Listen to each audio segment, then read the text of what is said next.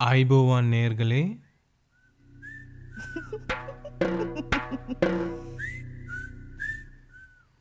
நீங்கள் கேட்டு ரசிக்கப் போவது உங்கள் ராசா சின்ன ரோசா பாட்காஸ்ட்.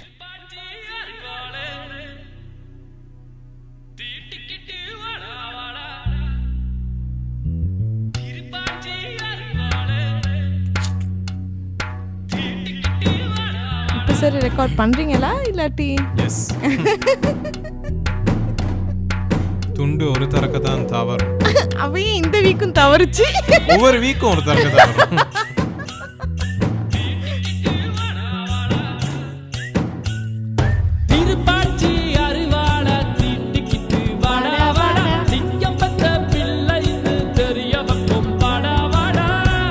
இந்த படத்துல வர ஹீரோயின் பத்தி என்ன நினைக்கிறீங்க? நல்ல ஹீரோயின். ஏன் இல்ல, அவங்களுக்கு நல்ல முட்டை கண்ணு, அழகா இருப்பாங்க. ஆனா அதுலயுமே எங்க மாமாக்கு அந்த ஹீரோயினை ஏனோ பிடிக்காது.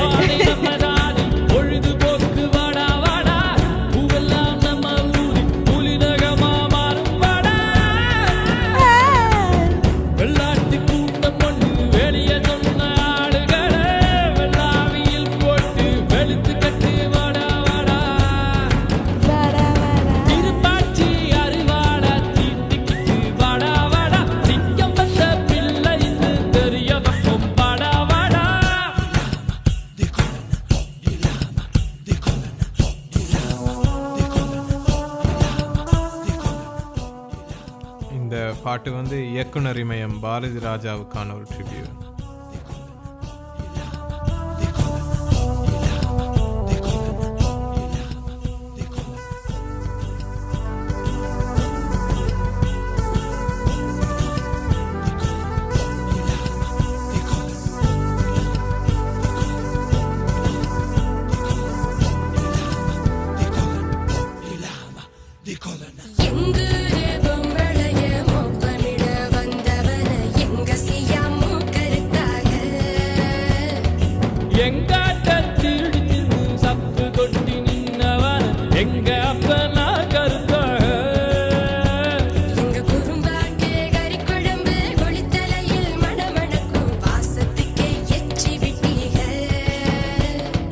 குளிச்சு அனுப்பி வச்ச கொரட்டாத்து தண்ணியில ஏண்டியம்மா கறி சமைச்சிங்க.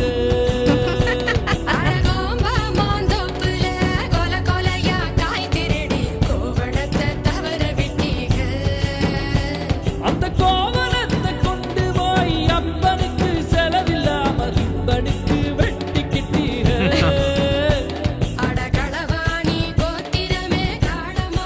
மூத்திரமே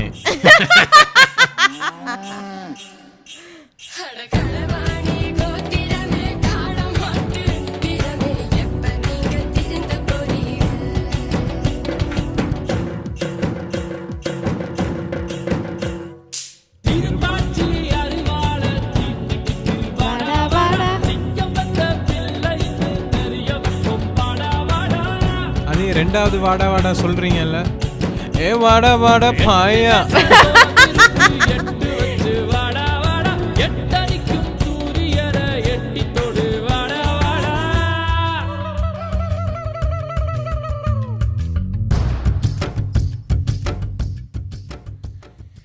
முதல்ல சொன்னது மாதிரி இந்த பாட்டு இயக்குனர் இமயம் பாரதி ராஜாக்கு ஒரு சமர்ப்பணமா. இந்த பாட்டு பாசத்துக்குரிய உங்கள் பாரதி ராஜா. என்ன தமிழ் என்ன அது டயலாக், ஐகானிக் டயலாக் என்ன என்ன அதுதான். இப்ப நீங்க உங்கள் பாசத்துக்குரிய பாரதி ராஜா தான். அப்படியா? இல்லையே, அவர் ஏதோ என்னினிய தமிழ் மக்கள் அத கேக்குறீங்க. பாசத்துக்குரிய பாரதி ராஜா மௌத்தாவிட்டாரு. ஐயோ பாவம், அப்படி சொல்லாதீங்க. ஆனா அவர் செத்துட்டாருங்கறத செத்துட்டாருன்னு தானே சொல்லலும். அவர் சிவனடி பாதம் சேர்ந்தார், இறைவன் அடி சேர்ந்தாரு, சிவனாட்டி பாதம் சேர்ந்தார். வேற ஆனா அது கோவிட் நேரமே அவர் மகனை லூஸ் பண்ணிட்டு அதுல அவர் அழுதது வந்து ரொம்ப ஹார்ட் பிரேக்கிங்கா இருந்துச்சுன்னா, மகனை லூஸ் பண்ணிட்டு இப்ப அவரும் அங்கேயே போயிட்டாரு. இல்ல அதானே இந்த இப்போ உள்ளவங்களுக்கு வந்து இது காத்து மோத்து தலை சத்தலை குத்தலை அவங்களுக்கெல்லாம் இவர் யாருன்னு தெரியுமா? இந்த பாட்டுட்ட அர்த்தம் இதை தாண்டி இந்த இசையமைப்பாளர் ஏஆர் ரஹ்மான் அந்த ஒரு ஃப்ளூட் ஒன்று நடுவில் போச்சுல, அதுக்கு சொத்தையே எழுதி கொடுக்கலாம். எழுதி கொடுங்க வேணாங்கிறியா? அவரு இல்லையே, இருந்தா கொடுக்க மாட்டேனா? எனக்கு எழுதி கொடுக்க சூத்து மட்டும்தான் இருக்கு. இசை புயலே சொத்தே இல்லை என்கிட்ட. ஐயோ பாவம் அவரு. ஏன் ஏஆர் ரஹ்மான் ரொம்ப நல்ல மனுஷன், அவருக்கு ஏன் அதை கொடுக்குறீங்கன்னு கேக்குறேன். அது சரி. இல்ல என்னோட நான் வந்து கர்ணன் மாதிரி என்னோட உடலையே கொடுக்குறேன் அவருக்கு, அங்கமா. உடலை கொடுக்கலையே, உடல்ல ஒரு அங்கத்தை தான் கொடுக்குறீங்க நீங்க. அதுதான். அப்புறம் உடலை கொடுத்தா அது விபச்சாரி. விபச்சாரா மேல் வெர்ஷன் என்ன? ஆமா. அப்ப விபசாரி வந்து சாரி கட்டினா எப்படி சொல்ற? விபசாரி சாரி விபச்சாரி சாரி சாலி. ஆமா சாலி. அந்த அவரு வருவாரு சங்கர் படத்துல, சாணி என்ன சாரி பூரி கக்குஸ்காரி, அந்த சாலியா? ஆமா, அவர் ஒரு மிகப்பெரிய கலைஞர். பாரதி ராஜா விட்டு முன்னாடி படங்கள் எவ்வளோ ஆட்கள் வந்து ரொம்ப பெருசாக பேசுவாங்கல்ல, அதே மாதிரி இப்போ அவர் மாடர்ன் லவ் சென்னைன்னு ஒன்று வந்துச்சு தெரியுமா? ஒரு அமேசான் பிரைம்ல ரிலீஸ் ஆச்சு, சின்ன சின்ன குறும்படங்கள் ஒன்றா. அதில் ஒரு குறும்படம் பாரதி ராஜாவோடது. அந்த குறும்படம் தான் எனக்கு உண்மையிலே பிடிச்சிருந்த குறும்படம். ஏன்னா அதில் கல்யாணம் காதலிச்சு திருமணம் பண்ணிக்கிட்ட 2 பேர், அதுக்கப்புறமா அவங்களுக்கு குழந்தையெல்லாம் பிறந்ததுக்கப்புறமா அந்த கணவருக்கு அதுக்கப்புறமா வெளியில் அதுக்கப்புறமா வர்ற ஒரு காதல். அது ஓப்பனர்ல பேசுவோம். அப்படியா? ஆமா சரி பேசுங்க. அப்ப சாய்ராந்தி எப்படி இருக்கிறீங்க? பேசிக்கிட்டு இருந்த தடுத்துட்டீங்க. நல்லா இருக்கேன், நீங்க எப்படி இருக்கீங்க? நான் வந்து கவலையா இருக்கிறேன். பாரதி இருந்து போயிட்டாரு. ஆமா உண்மைதான், அது கவலைக்குரிய விஷயம் தான். என்ன செய்யுது? அப்ப அதனால முருகா, பாரதி ராஜா விட்டு ஆத்மா நல்லபடியா சாந்தி அடையணும் என்றும், இந்த உலகத்தில் உள்ள சாந்தன்களா? ஆமா, சாந்தின்னு நிறைய லேடிஸ் இருக்கிறாங்க. சாந்தகுமார சாந்தான்னு சொல்லுவோம். சரி. அப்ப நிறைய சாந்தாக்கள் ஒரு 10 லட்சம் பேர் சரி எங்கட பாட்காஸ்ட்டை கேட்க உதவுங்க முருகா. ஓம் முருகா. Let's fire the opener. Hello. Hello. Hello. Hello. Hello. Hello. Hello. Roses in a roses, spinning in my mind. Roses in a roses, leave the world behind. Say it once, say it twice, let the rhythm unwind. நேர்களே, நீங்கள் கேட்டுட்ருக்குது ராசா சினரோசா podcast. வாரம் எங்களை Spotify, Amazon music and apple மியூசிக்கில் கேட்கலாம். அப்படி இல்லாட்டி யூடியூப்லேயுமே கேட்கலாம். Instagram, டிக்டாக்ல எங்களோட பேரை தேடி பார்த்தீங்கன்னா எங்களோட பேஜஸ் வரும். எங்கள்கிட்ட நேரடியாகவே நீங்கள் பேசலாம். RAASASINNAROSA@gmail.com மின்னஞ்சலுக்கு உங்களோட குரல் பதிவுகள், அப்படி இல்லாமல் இன்ஸ்டாகிராம் டிக்டாக்டுக்கும் உங்களோட கருத்துக்கள், உங்களோட தேவைகள், உங்களோட விமர்சனங்கள், அப்படி இல்லாட்டி உங்களோட எண்ணங்கள், அது எல்லாத்தையும் அனுப்பி வைப்பதன் மூலியமாக நாங்கள் அதை எங்களோட ஷோவில் டிஸ்கஸ் பண்ணுவோம். சொல்லுங்க பாரதி ராஜா பற்றி. நீங்கள் இந்த இயக்குனர் இமயம் சரியா, அந்த ஒரு மண் வாசனை கலந்த ஒரு கமர்ஷியல், ஒரு டிராமா, ஒரு பவர்ஃபுல் இமோஷனை வச்சு ஒரு படம் எவ்வளவு எளிமையா எடுக்கலுமோ அவ்வளவு எளிமையா எடுத்த ஒரு டிரெக்டரா நான் பாரதி ராஜாவை பார்க்குறேன். அவர் வந்து அவ்வளவு பெரிய ஒரு ஸ்க்ரீன் பிளே இல்லாட்டியுமே அந்த டயலாக்ஸ், அந்த அவங்களோட ஒவ்வொரு கேரக்டரோட்டும் இமோஷன்ஸ் அதுல கூட கவனம் செலுத்தி இருப்பாங்க. அது வந்து அவ்வளவு அழகா நமக்கு லேண்ட் ஆகும். அவர்கிட்ட சில படங்கள் எக்ஸாம்பிள்ஸ் சொல்லுங்க. அப்ப நேர்கள் அதான் 16 வயது நிலையில தானே நம்மளுக்கு ரஜினி, அது கமல், அவங்களோட அந்த பெர்ஃபார்மன்ஸா இருக்கட்டும், அப்படி நிறைய படங்கள் அவர் எடுத்திருக்கிறாரு. சரியா, 16 வயதுலேயே தான் அவரோட முதலாவது படம். உங்களுக்கு தெரியுமோ தெரியாது, இளையராஜாவும் பாரதி ராஜாவும் ஒரு நல்ல ஃப்ரெண்ட்ஸ். ஓ ஓகே. அவங்க வந்து மெட்ராஸில் இப்படி கலைத்துறையை மட்டுமே நம்பி வந்த பொழுது ஒரு ரூமை ஷேர் பண்ணி ஒன்னா இருந்து அந்த சாப்பிடக்கூட அந்த மெட்ராஸுக்கு வர எல்லா ஆக்டர்ஸுமே அதானே சொல்லுவாங்க, ஊர்ல இருந்து வந்தா அப்படிதான் எல்லாருமே கஷ்டப்படணும். அப்படிதான். அந்த ஒரு ரூம்லயே இருந்து அவ்வளவு கஷ்டப்பட்டு ஒன்னா இருந்த 2 மிகப்பெரிய ஃப்ரெண்ட்ஸா. அதுல வந்து பாரதி ராஜாக்கு விட இவர் நம்ம இளையராஜாக்கு அன்னக்கிளிங்கிற ஒரு படத்துல அவருக்கு அந்த வாய்ப்பு கிடைச்சிருச்சு, முதலாவது வாய்ப்பு. அது 1972 அந்த 72ல நினைக்கிறேன். அதை தொடர்ந்து இவரும் பாருங்க அந்த முயற்சி, அந்த ஒரு ஃப்ரெண்ட்ஸ்னா அப்படித்தானே, இவருக்கும் 73 74 16 வயது நிலைன்னு ஒண்ணு கிடைச்சிருச்சு. அந்த 16 வயது நிலைக்கு இளையராஜா தான் மியூசிக் டைரக்டர். அது அவரே சொல்லுவாரு, சில நேரங்கள்ல அவர் ஒரு சீனை விளங்கப்படுத்தவே தேவையில்லையா, இது இமோஷன்ஸ், நான் இந்த சீனை எடுத்தது இதுக்காக, இந்த ஒரு இமோஷனுக்காகனா அதுதான் அந்த ஃப்ரெண்ட்ஷிப். அது அப்படியே அவருக்கு அண்டர்ஸ்டாண்ட் அது வந்து, ஏன்னா அவங்க வந்து ஒண்ணா இருந்து இவன் ஒரு எவ்வளவு கதைகள் பேசி இருப்பாங்க. எக்ஸாக்ட்லி. அந்த ஒன்னா தங்கி இருந்தாங்க, வேலை தேடி அலைஞ்சிட்டு வந்து சாப்பாடு இல்லாம படுக்கிறதுக்கு முதல்ல இந்த மாதிரி கதைகளை பேசுறது தானே. அப்ப அதுல அவருக்கு புரிஞ்சு. ஆமா, அதுல அந்த ஒரு பாண்ட் இருக்கிறனால அது அவ்வளவு அழகா அது பரிமாறி இருக்கிறாங்க அந்த இத. அதனால நிறைய ஹிட்டான படங்கள் வந்திருக்கு. இளையராஜா அன்னக்கிளியில இருந்து போடுற எல்லா மியூசிக்குமே ஹிட் ஆகுன ஒருத்தர் தான். வைரல்ங்கிறத அவரு தான் கொண்டு வந்த மாதிரி. ஏன்னா அந்த காலத்துல அவரெல்லாம் ஒரு வருஷத்துக்கே ஒரு 10-15 படத்துக்கு மேல இளையராஜான்னு தானே இருப்பாங்க. அதுல பாரதி ராஜாவும் தன்னூட்டு படங்கள் தன்னூட்டு கதைகளை இது ஸ்டோரி மூலியமா ஒரு வீடியோ மூலியமா சொன்னா அந்த கதைக்கு உயிரூற்ற அந்த சோலா, அதான் சொல்லுவாங்க பாரதி ராஜா சாயில் மண் வாசனையாகவும், Ilaiyaraaja soul with his music. சோலுக்கும் மண், ஓகே, அதாவது எஸ்எஸ்ஸா வரணும்னு பாரதி ராஜாவோட படம் சாயில் அந்த மண் வாசனைய இதாகவும், இளையராஜாவுட்டு வந்து சோல்ஃபுல்லாகவும் இருக்கும். ஏன்னா அதுக்கேற்ற மாதிரி அந்த ரெண்டு பேருமே கிராமத்துல இருந்து வந்து அப்படி செஞ்சனால. ஆனா அதுக்கப்புறம் பாரதி ராஜா படம் எடுக்கிறது வேற டிரெக்ஷன்ல அப்படியே போயிருச்சு. அவர் ஒரு கட்டத்துல நிப்பாட்டிட்டாரு. ஆமாமா, இளையராஜா கண்டினியூ பண்ணிக்கிட்டே போயிட்டாரு. அது வந்து இளையராஜாவோட வேலை செஞ்ச அவருக்கு வந்த வாய்ப்புகளும் அந்த மாதிரியும் அமைஞ்சிட்டனால அடுத்து அவர் அந்த ஃபேமஸா நீங்க எல்லாத்துக்குமே தெரிஞ்சதுதான் அந்த 6ல ரொம்ப ஒரு நம்பிக்கை வச்சிருந்தாரு. அந்த எந்த நடிகைகளும் நடிகர்கள் எல்லாத்துக்குமே அந்த 6ல தொடங்குற எழுத்துல ராதிகா. ஆமா, அப்ப அவரு இன்ட்ரோடியூஸ் பண்ண நடிகைகள் 6ல தொடங்குற நடிகைகளுக்கு அவருக்கு நிறைய அந்த ஒரு நம்பிக்கை இருந்துச்சு. 6ல வச்சா ஒர்க் அவுட் ஆகிரும். அது ஒரு என்ன சொல்ற ஒரு மூட நம்பிக்கை, ஒரு நியூமராலஜி மேல ஒரு நம்பிக்கைன்னு வச்சுக்கோங்க. ஆனா அது சொன்ன மாதிரியே ராதிகாவை கிழக்கே போகும் ரயில்ல அவர் தான்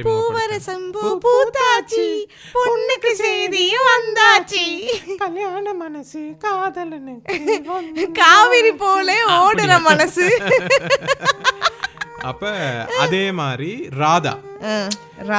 ராதாவையும் அலைகள் ஓய்வதில்லை இல்ல இவர் தான் அறிமுகப்படுத்தி இருக்காரு. அது கொஞ்சம் வியர்டா இருக்கும். அந்த கிறிஸ்டியன் ஹிந்து லவ் தானே அந்த சீன் ஒன்னு. அது அலைகள் ஓய்வதில்லை வந்து கார்த்திக் தானே, கார்த்திக் இன்ட்ரோடியூஸ் பண்ணி ராதாவுட்டும் ஃபர்ஸ்ட் மூவி, கார்த்திக்குட்டும் முத படம். ஆமா, 2 பேரும் லவ் பண்ணுவாங்க.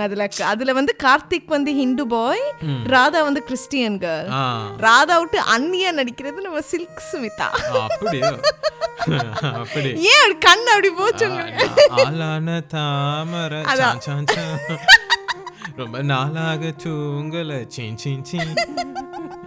அதே மாதிரி ரேவதி அவங்கள வந்து மண் வாசனைங்கிற ஒரு படத்துல அறிமுகப்படுத்தி இருக்கிறாங்க. மண் வாசனை வந்து பாண்டிராஜோட அவங்க நடிச்சாங்க, அதுதானே? ஐயோ, அதுல முட்டை கண்ணோட மஞ்சள் சேலை கட்டிக்கிட்டு அவங்க கிரேன்ல மேல போவாங்க, கியூட்டா இருக்கும். அப்படி ஏன்னா அவங்க காதல் அப்படியே மிதக்குறாங்கன்னு காட்டுறதுக்காக அவங்க அப்படியே உட்கார்ந்து இருப்பாங்க, அப்படியே மேல போற மாதிரி காட்டுவாங்க. பாண்டிராஜ் எல்லாம் உண்மைக்குமே ஒரு வெரி அண்டர்ரேட்டடா. அதாவது இறந்துட்டாரு. யாரு பாண்டிராஜா? ஆமா, அவர் தானே இந்த வெள்ளையா இருப்பாரு, வெள்ளையர்னு இருக்க பாண்டிராஜா. அது தெரியாதப்ப. அதே மாதிரி இன்னொரு கடைசி ஒரு 6ல தொடங்குற இன்னொரு ஹீரோயினையும் அவர் தான் அறிமுகப்படுத்தியிருக்காரு. யாருன்னு சொல்லுங்க? ராதா, ரேவதி, ராதிகா, ரம்யா இல்ல ரம்யா இல்ல. சும்மா ஆறு அப்படி கண்ணா என் சேலையில் கட்டெரும்பு ஏறிடுச்சு. ரஞ்சிதாவா? ஐயோ, ரஞ்சிதா. அப்புறம் இன்னொருத்தவங்க ரேகா. ரேகா. Okay okay. அவங்க எல்லாத்தையுமே, ஆனா பொய் சொல்ல தேவையில்ல, அதுல வந்து எல்லாருமே அதாவது ஒரு தமிழ் சினிமால பேசப்பட்ட கதாநாயகிகள் தான் எல்லாம். வந்தோம் போனோன்னு இல்லாம அதுதான் அந்த பாரதி ராஜாங்கிற ஒரு இயக்குனர் வந்து தன்னோட்டு பெண் கதாபாத்திரங்களுக்கும் அவ்வளவு முக்கியத்துவம் கொடுத்து எழுதியிருப்பார். அதான் இப்ப நான் முதல்ல சொன்னேன், மண்வாசனையில நடிச்ச ஒரு பேர் பாண்டியன். அவர் இறந்துட்டாரு. பாண்டியனா கொக்கா அவர் இறந்துட்டாரு. அப்படியோ? அவரும் மவுத் ஆகிட்டார். அவரும் மவுத் ஆயிட்டாரு. அவர் எப்பயோ. அப்ப அதுதான் அது பாரதி ராஜாங்கிறது வந்து ஒரு தமிழ் சினிமாவை இலகுவா அந்த புரிஞ்சுக்க கூடிய மாதிரி, ரிலேட் பண்ணிக்க கூடிய மாதிரி ஒரு கிளாஸான ஒரு தகுதி வாய்ந்த மக்களை தாண்டி இந்த கொஞ்சம் ஒரு ஒடுக்கப்பட்ட சமூகம், அப்படி இல்லாட்டி அவங்க குரல் கொஞ்சம் மேலோங்கி இல்லாத சமூகத்தை பத்தி, இந்த கிராமங்களை பத்தி. இப்ப வந்து இட்லி கடைன்னு ஒரு படம் வந்துச்சு, சம்பந்தமே இல்லாம தாய்லாந்துல இருந்து போற சீன் இல்லாம கிராமத்தில். அதுக்காக இட்லி கடையை நான் பிள்ளைன்னு சொல்லல. இப்ப வந்து நிறைய பேர் கிராமத்துக்கு போகணும், அதை பார்த்தோன்னா போய் மாட்டு காம்புல இருந்து நேரம் அமுத்தி குடிக்கணும், சரி சொல்லுங்க, மாட்டு காம்ப சப்பனுன்னுகிட்டு இருக்கிறாங்க. ஆனா இவர் வந்து அப்பவே கிராமத்தில் உள்ள மக்கள் விட்டு கிராமத்து வாழ்க்கையை தான் காட்டினார். ஒரு நகரத்துல இருக்கிற மக்கள் போய் கிராமத்துல மாறணுங்கிறத தாண்டி கிராமத்தில் உள்ள இயல்பான வாழ்க்கையை காட்டினாரு. அடுத்ததான் என் இனிய தமிழ் மக்களே, உங்கள் பாசத்துக்குரிய பாரதி ராஜா. அது ஐகானிக். ஒரு டிரெக்டருக்கு ஒரு என்ன சொல்ற, அதுக்கு என்ன சொல்ற, டயலாகா, அவருக்குன்னு ஒரு இன்ட்ரோடக்ஷன், அவருக்கு அந்த ஒரு அந்த அது என்ன சொல்லுவாங்க, டிரான்ஸ்ஃபார்மர்ஸ் படத்துல இல்ல நான் சொல்றேன், அந்த ஆப்டிமஸ் பிரைம் அப்படின்னு ஒவ்வொரு டிரான்ஸ்ஃபார்மர்ஸ் படத்துலயுமே எண்டிங்ல அது வரும். அந்த மாதிரி பாரதி ராஜாவும் அவரோட படங்களுக்கு அவெஞ்சர்ஸ் எல்லாம் இப்ப செய்யறாங்க. பாரதி ராஜா அப்பவே பண்ணிட்டாரு. அது ஒரு டிரெக்டரா அப்ப இருந்த அவரோட ஒரு சமகால இயக்குனர்களுக்கு அந்த ஒரு இவர் வந்து ஒரு புதுசா செய்யணும்னு வந்தது. அது ரொம்பவே மக்கள் மத்தியில பிரபல்யமாகி அதை அப்படியே வச்சுட்டாங்க. உங்கள் பாசத்துக்குரிய பாரதி ராஜாங்கிறது அந்த மாதிரி. அது இல்லாம உங்களுக்கு தெரியுமா அவர் எத்தனை நேஷனல் அவார்ட் வெற்றி இருக்கிறாருன்னு? தெரியல. டிரெக்டிங்க்கு மட்டும் தான் கேக்குறீங்க? ஆமா ஆமா, டிரெக்டர் தெரியல எனக்கு. 6 national awards. Wow, 6 national awards வாங்கி இருக்கிறாரு. அதுல ஒவ்வொன்றுக்கு இப்ப 92ல வந்து ஒரு படத்துக்கு வந்து பெஸ்ட் ஃபீச்சர் ஃபில்ம் இன் தெலுங்குன்னு தெலுங்குலயும் எடுத்திருக்காரு. Okay okay. அப்புறம் 86ல முதல் மரியாதைக்கு திருப்பியும் பெஸ்ட். முதல் மரியாதை அவருட்டுல சூப்பர் படம். அதாவது அதுவும் பாருங்க, அந்த ஒரு காலம் தாண்டி ஒரு காதலை காட்டி. அந்த நேரம் நம்ம இப்ப தேல்வி லைக் என்னடா சீட்டிங் அப்படி இப்படின்னு சொல்லுவோம். ஆனா அந்த நேரத்துல அதை வந்து எவ்வளவுக்கு எவ்வளவு ஒரு மரியாதையோட ஒரு ஜஸ்டிஃபைடா அவர் அந்த ரிலேஷன்ஷிப்பை காட்டியிருப்பாரு. அவங்களுக்குள்ள ஒரு மன ரீதியான ஒரு அன்பு இருக்குமே தவிர அதை தாண்டி ஒரு பிசிக்கல் எதுவுமே இருக்காது. அந்த கண்ணியமான காதல். ஆமா, கண்ணியமான காதல். அது பார்க்கவே அது நல்லா இருக்கும். அதுல உள்ள பாட்டு எல்லாமே அது நெக்ஸ்ட் லெவல் தான். அந்த படம் சூப்பர் மூவி தான். அதுல சிவாஜி நீ சொல்லி வேலையிலேயே நடிக்கிறதும். 88ல வேதம் புதிதுன்னு, அதுக்கும் best film on other social இஷ்யூஸ்க்கு வேதம். ஆமா, அதுல அப்பவே அவர் அந்த காஸ்ட்டை பத்தி, அப்புறம் அந்த மூட நம்பிக்கைகளை பத்தி நிறைய அதாவது அந்த காலத்துல கொஞ்சம் அதுதான் எனக்கு ஏதோ நம்ம வந்து இப்ப கொஞ்சம் பின்னுக்கு இப்பதான் நம்ம பின்னுக்கு போயிட்டு இருக்கிறோமோன்னு தெரியுது. ஏன்னா அந்த பாரதி ராஜா எல்லாம் அப்பவே இந்த காஸ்ட் ஜாதி பிரச்சனைகள், இது வந்து இதனால என்ன நடக்குது, ஜாதி படுகொலைகள், மூட நம்பிக்கைகளை பத்தி ஒரு படமாவே எடுத்திருக்கிறாரு, எந்தவித பிரச்சனையும் இல்லாம. இல்ல அதே மாதிரி அதான் இப்ப உள்ள டிரெக்டர்ஸ் எல்லாம் அந்த படங்களை தைரியமா எடுக்கிறதுக்கு ஒரு ஆரம்ப படி அவர் போட்டிருக்காருல்ல. அவர் இல்ல அது போடாமலும் வந்திருக்கலாம், மத்தவங்க வேற யாராவது செஞ்சிருப்பாங்க. பட் அந்த ஒரு தைரியமா அந்த நேரம் செஞ்சாருல்ல. அதே மாதிரி தான் பாருங்க இயக்குனர் சிகரம் பாலச்சந்திரன். அவரு வந்து எப்பயுமே இந்த பெண்களூட்டு அவரு படங்கள்ல அப்பவே அந்த வீட்டுல வேலை செய்யற நான் சரியா சொல்றேனா இல்லையான்னு தெரியல, வீட்டுல இருக்கிற தங்கச்சியோ அக்கா ஒரு விபச்சாரியா இருந்த அந்த இதெல்லாம் நிறைய அவர் படத்துல எடுத்திருக்கிறாருல. எனக்கு சரியா தெரியல, இருக்கலாம். அந்த மாதிரி நிறைய அந்த பெண்களுக்கான முன்னுரிமை. ஆமா, பாலச்சந்தர் எப்படியுமே கொஞ்சம் அந்த நேரத்துல இருந்து கொஞ்சம் வித்தியாசமா யோசிப்பாரு. அதே மாதிரி ஊருடன் ஒற்று உலகல்னு சொல்லுவாங்கல்ல, அதுக்கேத்த மாதிரியும் அந்த ஐடியாலஜிஸ் ரொம்ப இதா காட்டாம, ரொம்ப எக்ஸ்ட்ரீமா காட்டாம, எவ்வளோக்கு எவ்வளோ நம்ம நடைமுறைக்கு அதை வந்து அக்செப்ட் பண்ணி அடாப்ட் பண்ணிக்கலாங்கிறத காட்டுவார் அவரு. அதுதான் இப்ப இந்த பக்கம் பார்க்க போனீங்கன்னா, இப்ப மாரி செல்வராஜ் எல்லாரும் இவரை ஆனா ஜாதி ஜாதி ஜாதின்னு தான் படம் எடுக்கிறாங்கன்னா, பாரதி ராஜா எல்லா படத்துலயுமே அவங்களோட வாழ்வியலை கூட அவ்வளவு அழகா காட்டியிருக்கும். அதோட தானே ஜாதியும் வரும், அந்த பழக்க வழக்கத்தையும் அப்படியே காட்டியிருப்பார்ல. அதே மாதிரி 94 கருத்தம்மாக்கு best film on family welfare. இல்ல அதுதானே கருத்தம்மா. போராளி பொண்ணுத்தாய், அதுல தானே நம்ம அதுதான் 80களோட போராளி பொண்ணுத்தாய், அது ஏ ரஹ்மான்ல. அதுதான் சொல்ல வந்தேன். ஓகே, 80களோட இந்த இளையராஜாக்கும் பாரதி ராஜாக்கும் விரிசல் வந்துருச்சு. இப்படித்தானே இப்ப இவர் இங்கிட்டு இசை என்ன இளையராஜா, அதுக்கு என்ன சொல்ற, இசை ஞானியா மாறிக்கிட்டு வர நேரம் இவரும் இயக்குனர் இமயமா வாராருல்ல. அப்ப இவருக்கு எவ்வளவு தன்னூட்டு இசை மேல நம்பிக்கை இருந்துச்சோ, அதே மாதிரி அவருக்கும் தன்னூட்டு படைப்பு மேல நிறைய நம்பிக்கை வரும் தானே.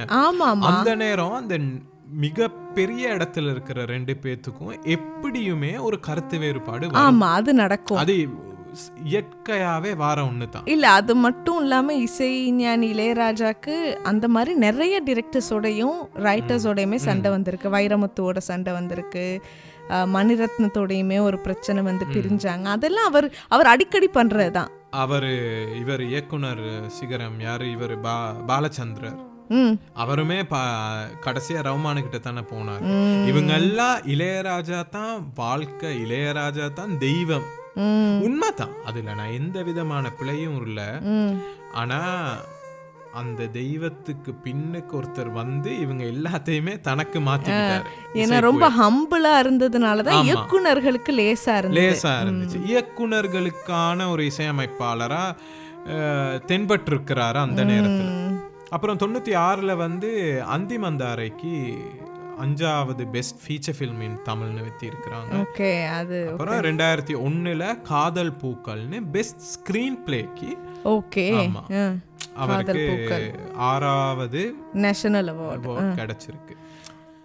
அது மட்டும் இல்லாமல் அவர்கிட்ட நடிப்பை பற்றி சொல்லி ஆகணும்ல. அதுக்கப்புறம் அவர் வர வர நிறைய படங்களில் நடித்தார். கடைசியாக திருச்சிற்றம்பலம் படத்தில் கூட அவ்வளோ நல்ல நடிப்பு. ஒரு தாத்தாவா அந்த கேரக்டர் அப்படியே மனசில் இருக்கிற அளவுக்கு அந்த கேரக்டருக்கு எவ்வளோ ஜஸ்டிஸ் பண்ண முடியுமோ அவ்வளோ ஜஸ்டிஸ் பண்ணார். இப்போ அவருடைய ரீசெண்ட் ஒர்க்கை பற்றி சொல்லணும்னா, அந்த திருச்சிற்றம்பலம் படத்தோட தான் அந்த மாடர்ன் லவ் சென்னை முதல்ல நான் ஒரு இன்ட்ரடக்ஷன் ஒன்று கொடுத்துருந்தேன்ல, அதில் இவ்வளோ தூரம் படங்கள் எடுத்து அவார்ட் வாங்கின மனுஷன் கடைசியில் மாடர்ன் லவ் சென்னை குறும்படங்கள் எடுக்கிற யங் டிரெக்டர்ஸோடையும் தான் ஒரு படம் நான் செய்கிறேனே. அது அவர் இயக்குனதா? ஆமாம், அது அவரோட படம். அதில் வந்து ஒரு குடும்பமாக இருக்கிற ஒருத்தவருக்கு வந்து இன்னொரு பெண் மேலே ஒரு காதல் வந்துருச்சு. அது எப்படி அவங்க நெவிகேட், அது வந்து அந்த காதலையும் தாண்டி ஒரு குடும்பமாக அதை அவங்க எப்படி நெவிகேட் பண்ண போகிறாங்க, டிவோர்ஸ் அண்ட் ரீமேரேஜ் அப்படிங்கிறது ஒரு குறும்படமா அவ்வளோ அழகா அவர் காட்டியிருந்தார். அதுதான் அந்த சோஷியல் டைலமா. இப்ப எல்லாருமே அதை பேச தவிர்த்துக்குவாங்கல்ல. ஆமாமா, ரொம்ப அது கல்யாணம் பண்ண ஒரு ஹஸ்பண்ட் வந்து இன்னொரு ஒரு பெண்ணை பார்த்து காதல்ல விழுகிறதெல்லாம் இப்ப வார நீங்க கவனிச்சீங்கன்னா, இப்ப வார இந்த சினிமால வந்து அதை யாருமே தொட முடியாது. ஆமாமா, எல்லாருமே அதை தப்பா நினைக்கிறாங்க. காதல் வரைக்கும் பொடியமார் விளையாட்டு போடுவாங்க, கட்டுன உடனே அந்த ஒரு பெண் அப்படின்னு வாழ்ற அந்த ஒரு மாதிரி தானே. இப்ப பிரதீப் ரங்கநாதன் உட்பட அப்படித்தானே. அந்த கல்யாணத்துக்கு முதல்ல அது இது என்னடி விட்டு படத்துல வர மாதிரி உட்கார்ந்து இருக்கிறெல்லாம் பேசுறவங்க அதோட நிப்பாட்டிடுறாங்க. ஆனா முதிர்ச்சி அடைஞ்ச பிறகு தன்னூட்டு துணைவி மேல ஒரு மரியாதை இருந்தாலும் இன்னொருத்தவங்க மேல வர ஈர்ப்ப அவ்வளவு அழகா அவர் முதல் மரியாதையில இருந்து ரொம்ப ரெஸ்பெக்ட்ஃபுல்லா செஞ்சிருந்தாரு. அதை எப்படி எப்படி அதை அவ்வளவு அழகா நம்மளால ஏத்துக்க முடியற மாதிரி காட்டுறாருங்கிறதே மிகப்பெரிய விஷயம். இல்ல அதுதான், அது அவரோட திறமை தான்.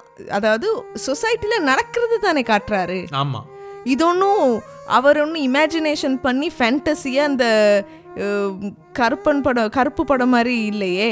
இது ஃபேண்டசி இல்ல, ரியாலிட்டியை காட்டினாரு. அவ்வளோ தத்ரூபமா, அவ்வளோதான்.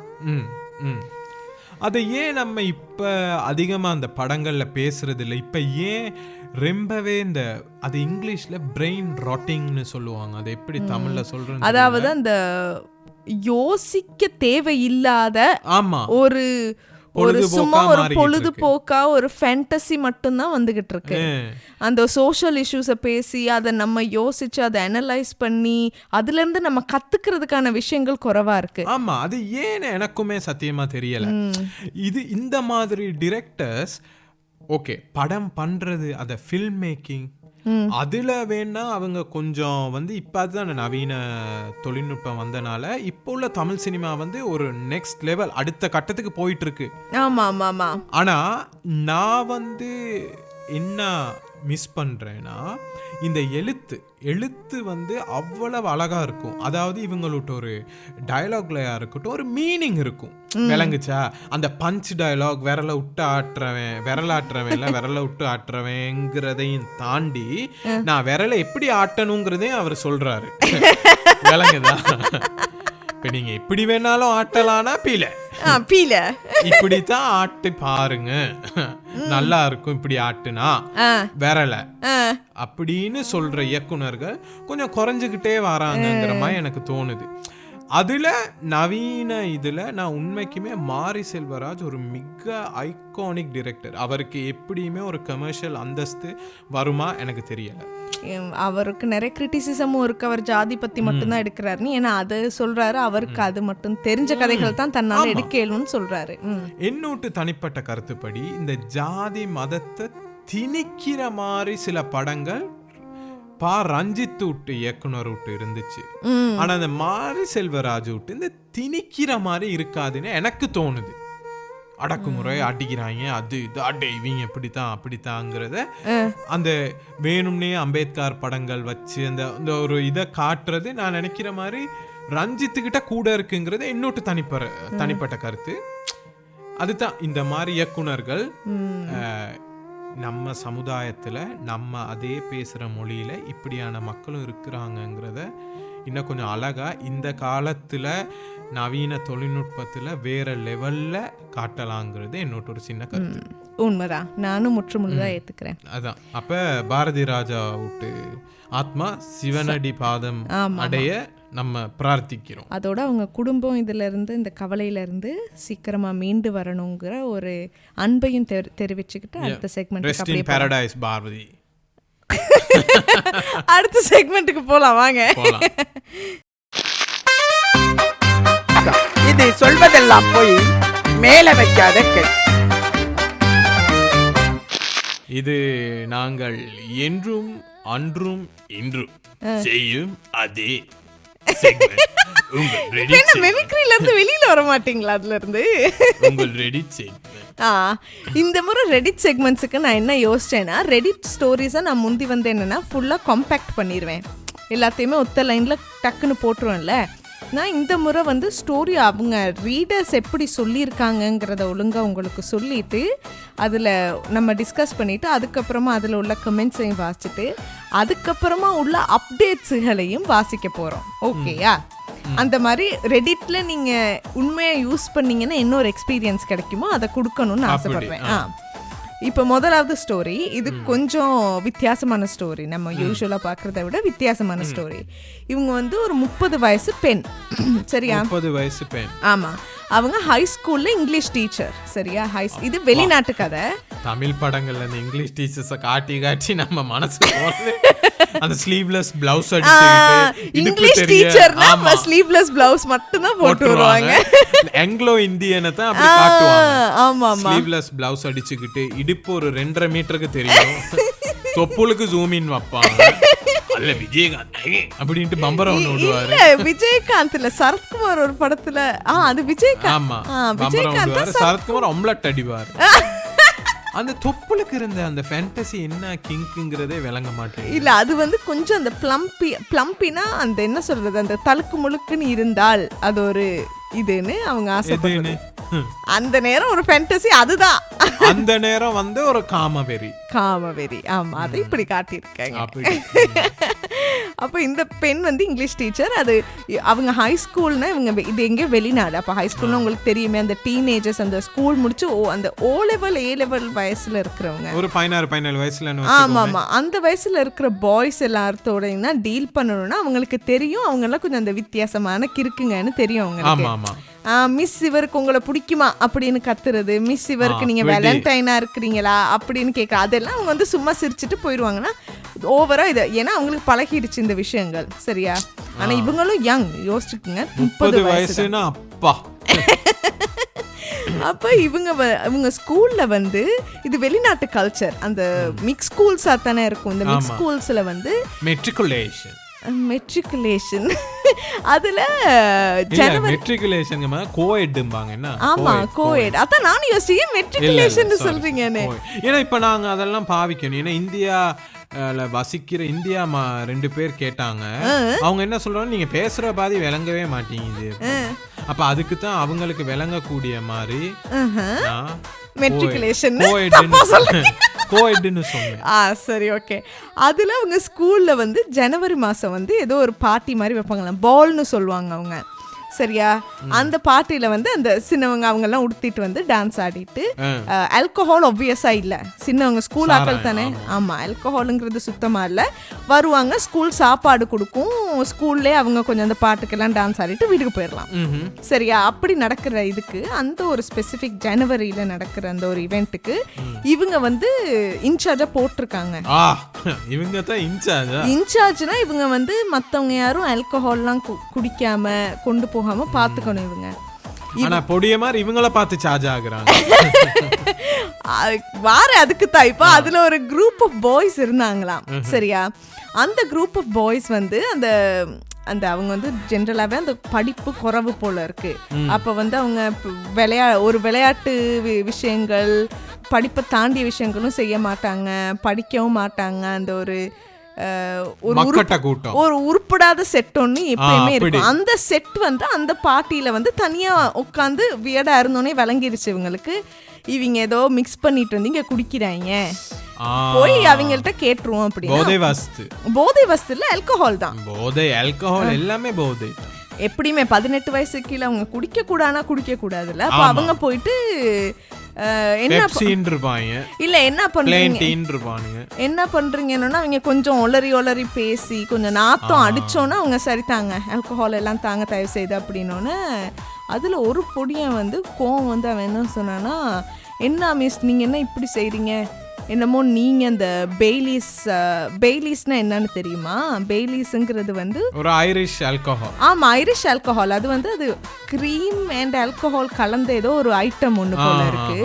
பெய்லீஸ் குடிச்சுக்கிட்டு உங்க நியூ நைட் கவுன்ல காலை மேல தூக்கி போட்டுக்கிட்டு நீங்க நியூ டிவியில நீங்க டிவி பார்க்கறது இல்லையா, அந்த மாதிரி அவர் சொல்லியிருக்காரு. அவங்களுக்கு ஷுவரா தெரியுமா இப்படித்தான் சொன்னாருன்னு. பெய்லீஸ் குடிச்சுக்கிட்டு நைட் கவுன்ல காலை மேல தூக்கி போட்டுக்கிட்டு டிவி புது டிவியில நீங்க டிவி பாக்குறது இல்லையா அப்படின்னு சொன்னோன்னே உங்களுக்கு பக்கோன்னு ஆயிடுச்சான். ஏன்னா அவங்க போன வீக் தான் பெய்லீஸ் ஒன்று வாங்கி ஃப்ரிட்ஜில் வச்சிருக்காங்க. போன மாசம் டிசம்பர் மாசம் தான் புது டிவி வாங்கியிருக்காங்க அவங்களும் அவங்க ஹஸ்பண்டும் சேர்ந்து சரியா, கிறிஸ்மஸ் நேரம். இப்போ இவங்க யோசிக்கிறாங்க அதோட சேர்ந்து நைட் கவுனோட காலை மேல போட்டுக்கிட்டு நீங்க டிவி பாக்குறீங்க அப்படின்னு இந்த பையன் சொன்னது வந்து இவங்களுக்கு. அப்ப இவன் டெஃபினிட்டா நான் என்ன செஞ்சிருக்கேன்னு இவனுக்கு தெரிஞ்சிருக்கு. இவன் வந்து பார்த்துருக்கான், எப்படியோ இதை பார்த்துருக்கான், இல்லாட்டி ஸ்டாக் பண்ற மாதிரி ஏதோ பண்ணியிருக்கான், இவனுக்கு தெரிஞ்சிருக்கு அப்படின்னு அவங்களுக்கு தோண தொடங்கிருச்சு. அப்ப இவங்க பயத்துல, ஏன்னா அந்த நேரம் வீட்டுல ஹஸ்பண்டும் இருக்கலையாமா, வேலை விஷயமா வெளியூருக்கு போயிருந்தனால பதறி வீட்டுக்கு வந்து ஹஸ்பண்டு கால் அடிச்சு, அவரு என்னது சும்மா அவ சொன்னாங்கிறதுக்காக நீ தடுமாற தேவையில்ல சும்மாரு அப்படின்னு சொன்னோன்னா அடுத்த நாள் ஸ்கூல்ல பார்த்தாலும் அந்த பாய்ஸ் நார்மலா இருந்தாங்களாம். கணக்கே இல்லாம அவங்க பாட்டுக்கு எப்பயும் போல ஸ்கூலுக்கு வர்றது போறது அப்படிதான் இருந்தாங்களாம். ஆனா இவங்களுக்கு மனசுல உறுத்திக்கிட்டே இருந்திருக்கு அந்த பயம். ஆனா அந்த பயத்துல அவங்க வந்து அந்த ஒழுங்கா தூங்க முடியாம கான்ஸ்டன்டா கர்ட்னை விலக்கி யாரு வெளியில அவங்க வந்து இருக்காங்க. தனியா இருந்திருக்காங்க. இல்ல ஹஸ்பண்ட் இருக்காங்க, அவர் இல்ல வெளிநாட்டுல இருந்தனால. அப்ப அவர் கான்ஸ்டன்டா வெளியில பாக்குறது, அந்த பயந்தே தான் இருந்திருக்காங்க. தூக்கம் ஒழுங்கா வாரதில்ல, லைட் ஆஃப் பண்ணாம தூங்குறது இல்லை அப்படின்னு பயந்துகிட்டே தான் இருந்திருக்காங்க. அவங்க போய் அவங்க சுப்பீரியர், அவங்க பிரின்சிபல்ட்டையும் சொல்லியிருப்பாங்க போல இருக்கு, ஸ்கூல் பிரின்சிபல்ட்டையும் இப்படி ஆன கதை. அவங்க பிரின்சிபலும் நீ கிளாஸ்ல சில நேரம் ஏதோ சொல்லியிருப்ப, அப்படி ஒரு அலட்சியமா சொல்றாங்க, நீ கிளாஸ்ல ஏதோ சொல்லியிருப்ப, இல்லாட்டி நீ வந்து உண்மையாலுமே அந்த பையன் வேற ஏதாவது சொல்ல போய் உனக்கு வேற மாதிரி கேட்டிருக்கும் அப்படின்னு சொன்னதுனால இப்ப இந்த டீச்சர் வந்து உண்மையா ரெடிட்ல வந்து கேக்குறாங்க, நான் இப்படி யோசிக்கிறது சும்மா யோசிக்கிறேன்னா இல்லாட்டி நிஜமாலுமே இது வந்து இந்த மாதிரி நடக்கிறதுக்கான சான்சஸ் குறைவா அப்படின்னு கேட்டிருக்காங்க. இந்த இடத்துல உங்க கருத்துகள் என்னவா இருக்கும்? என் கருத்து வந்து it's too obvious to not to be true. விளங்குதா? ஏன்னா புது டிவி, பேலிஸ், கவுனை போட்டுக்கிட்டு காலை தூக்கி மேலே வச்சுக்கிட்டு குடிக்கிறீங்கிறது வந்து உண்மைக்குமே அது அவ்வளவுத்தையும் சரியா சொன்னா நான் வந்து யாரையுமே நம்ப மாட்டேன். நான் வந்து இல்ல இவன் உண்மையா எனக்கு அப்படி ஒருத்தர் சொன்னா நான் அப்படித்தான் நினைப்பேன். சின்ன வண்டு ஒன்று சொன்னுச்சுன்னா செவுட்டுல விட்டு பல்ல உடைக்க தான் இருக்கு, வேற என்ன செய்ய இருக்கு? அப்ப அவங்களுக்கு அந்த இடத்துல அவங்க பயந்தது நியாயம் தான். 100%. இன்னொன்னு என்னன்னா ஸ்பெசிபிக், அதுல சில பேர் வந்து இப்ப நான் கமெண்ட்ஸுக்குள்ள போறேன், சரியா? கமெண்ட்ஸுக்குள்ள எல்லாம் என்ன சொல்றாங்கன்னா உங்க கருத்து தான், இவ்வளவு ஸ்பெசிஃபிக்கா யாருமே சொல்லல. காமனா சொல்றவங்க என்ன சொல்லுவாங்கன்னா, வைனை குடிச்சுக்கிட்டு நீங்க டிவி பாக்குறது இல்லையா மிஸ் அப்படி சொல்லுவாங்க, பெய்லீஸ், புது டிவி, நைட் கவுன் அப்படின்னு ரொம்ப ஸ்பெசிஃபிக்கா சொல்றது வந்து ரொம்ப வியர்டா இருக்கு, நிறைய பேர் கமெண்ட்ஸ்ல சொல்லியிருந்தாங்க. அதையும் தாண்டி சில பேர் சில மாற்று சினாரியோஸ் கொண்டாந்துருக்காங்க. இது சில காரணங்களாக இருக்கலாம். ஏன்னா அந்த பாய் ரொம்ப நார்மலா இருந்தாருல்ல, அப்படி சொல்லிட்டு அவரு நார்மலா இருந்தாரு. அப்ப அவங்க என்ன மத்தவங்க சொல்றாங்கன்னா, சில நேரம் இவங்க புது டிவி வாங்குறதை யாரும் பார்த்திருக்கலாம், ஹஸ்பண்ட் அண்ட் ஒய்ஃப் அவங்க போய் வாங்குறதை இவர் பார்த்திருக்கலாம். அப்படினாலுமே பெய்லிஸ் எப்படி அவருக்கு தெரியும்? ஒரே கடையில் பெய்லிஸுங்கிறது ஆல்கஹால் தானே, ஆல்கஹாலும் டிவியும் ஒரே கடையில் எப்படி விற்பாங்க? பெரிய பெரிய சூப்பர் மார்க்கெட், பெரிய யூஎஸ்லாம் இருக்கிற சூப்பர் மார்க்கெட்ஸில் அப்படி இருக்கலாம், பட் இருந்தாலுமே அது கொஞ்சம் டவுட்ஃபுல்லாக இருக்குல்ல. இன்னொருத்தவங்க சொல்லியிருக்காங்க, அவர் டெலிவரி பாயாக சில நேரம் நைட் எக்ஸ்ட்ரா ஷிஃப்ட்டுக்காக வேலை செய்கிறாராக இருந்தால், அங்கே தான் சின்ன வயசுலேயுமே அந்த சம்மர் ஜாப்ஸ் எல்லாம் செய்வாங்கல்ல. அப்போ இவர் டிவியவும் டெலிவரி பண்ணி இல்லை, சும்மா அந்த டெலிவரிக்கு மாதிரி சாப்பாடு டெலிவரிக்கு வந்தவர் சில நேரம் பார்த்து உங்க வீடுன்னு ரியலைஸ் பண்ணியிருக்கலாம். அப்ப மிஸ்ஸும் பார்த்துருப்பாங்களே. இல்ல, அவங்க ஹஸ்பண்டும் இருக்காங்களா, ஹஸ்பண்டுக்கிட்ட எதுவும் டெலிவரி பண்ண வந்த நேரம் அவர் அந்த புது டிவியவோ அந்த இதெல்லாம் பார்த்துருக்கலாம். இதுக்கான சான்சஸ்லாம் நிறையா இருக்கு அப்படின்னு சொல்லியிருக்காங்க. அதுல ஒருத்தவர் சொல்லியிருக்காரு, சில நேரம் அவங்க வந்து இன்பர்சனா ஸ்டாக் பண்ணணும்னு அவசியம் இல்லை, கேமராஸ் கூட வச்சிருக்கலாம். நீங்க என்ன செய்யணும்னா, வீட்டில் உங்க ஃபோனில் ப்ளூடூத் ஆன் பண்ணி சுற்றி வர வீட்டை சுற்றி நடங்க. ஏதாவது டிவைஸ் வந்து கனெக்ட் ஆகுதான்னு பாருங்க, கனெக்ட் ஆகணுமா பேரிங்கான்னு கேட்கும். அப்படின்னா ப்ளூடூத் கேமரா இருக்க சான்சஸ் இருக்கு. சில நேரம் இப்போ மாடர்ன் டெக்னாலஜி வளர்ந்ததுனால கேமரா சிலதுகளுக்கு வந்து அந்த ப்ளூடூத் இல்லாமல் வேற டிரான்ஸ்மிட்டர்ஸ் மூலமாக அவங்க எடுத்துக்கலாம். அதனால அதுக்கான சில டிவைசஸை வாங்கி நீங்க வீட்டை சுற்றி ஸ்கேன் பண்ணுங்க அப்படின்னு அவங்க அந்த உண்மையான ஒரிஜினல் ரைட்டரே வந்து சொல்லியிருக்காங்க. இந்த சஜஷன் வேணும்னா நான் கட்டாயம் ட்ரை பண்ணி பார்க்குறேன், எனக்கு கொஞ்சம் பீஸ் ஆஃப் மைண்ட் வரும், தேங்க்யூன்னு சொல்லியிருக்காங்க. ஓகே, இது நடந்துருச்சு. ஒரு மாசம் கழிச்சு ஒரு அப்டேட், சரியா? இந்த டீச்சர் என்ன பண்ணியிருக்காங்கன்னா, அவங்க ஃப்ரெண்டோட போய் ஒரு கடையில் அந்த ஒரு டிவைஸை வாங்கிட்டு வந்து டெஸ்ட் பண்ணியிருக்காங்க. 2 கேமரா மாட்டிருக்கு வீட்டில். ஒரு கேமரா ரூம்ல இருக்க ஃபயர் அலாம் இருக்குல்ல, அதுல ஒளிச்சிருந்திருக்கு, சரியா? அது எப்படின்னா, அந்த அது என்னமோ ஃபயர் அலாம்க்கு அங்கே உள்ள ஏதோ ஒரு ஃபயர் அலாம் அதுக்கேற்ற மாதிரி அதில் என்னமோ ஒளிச்சு வச்சிருக்கு. இன்னொன்று வீட்டில் அந்த ஹாலில் செவுத்தோட ஒன்று ஒட்டி இருந்திருக்கு, ஒரு கேமரா மாதிரி ஒரு டிவைஸ் ஒன்று, கேமரா டிவைஸ் ஒன்று. இவங்க வந்து அப்டேட் கொடுக்கறதாக இருக்கலையாம். ஏன்னா இவங்க போலீஸுக்கும் இன்ஃபார்ம் பண்ணி ஸ்கூலுக்கு இன்ஃபார்ம் பண்ணி எல்லாம் பண்ணி இப்போ வந்து இது ஒரு லீகல் மேட்டருங்கிறனால சொல்லக்கூடாது, அப்டேட் பண்ணக்கூடாதுன்னு இருந்தாங்க. என்னத்தான் இருந்தாலும் ரெடிட் வந்து ஒரு சோஷியல் மீடியா பிளாட்ஃபார்ம், அதெல்லாம் சொல்லக்கூடாதுன்னு தான் இருந்திருக்காங்க.